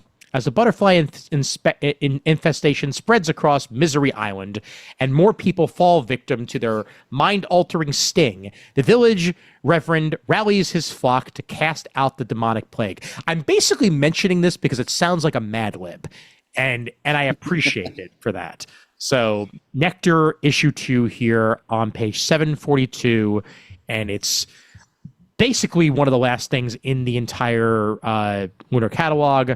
So do check that out if you are planning on it. And guess what? We're done. We made it. We made it. Another previews. Yep. Another previews. We are absolutely done. Absolutely. One more. Absolutely. There's my 3. Ha ha. Yeah, there you go. All right, and on that note, we will head to the credits. But once again, gentlemen, thank you very much for joining me on this sojourn. It is always a pleasure. Indeed, indeed. Thank you for having us, Ian. Mm-hmm. Oh, no, don't thank me. We're all part of the same team. Good night. Bye. Have a beautiful time. All right. I see. That's the end of Superman the movie, 1978. Yes, I had a feeling it was probably something Superman related if it was coming out of your mouth, Raph. So yeah, it's either that or I'll have to draw the line here and no further. All right, anyway. This far, no farther, and I will make them pay for what they've done. And I will say the email address for Comic Timing is comictiming@gmail.com. Facebook.com/Comic Timing is where you can find our Facebook presence. That's also where you can find the Comic Timing fan group. Go ahead and join it there. We're also on YouTube. You can find video versions of this and other episodes at youtube.com/@Comic Timing Podcast. We're over 250 subscribers. Woo! So let's get us closer and closer to 500. That'll make me very, very happy. We're on Bluesky as Comic Timing, on Instagram as Comic Timing Podcast, and Threads as Comic Timing Podcast as well. Once again, for Raph and for Murd, I'm Ian Levestein, reminding everybody out there that there's always time for comics.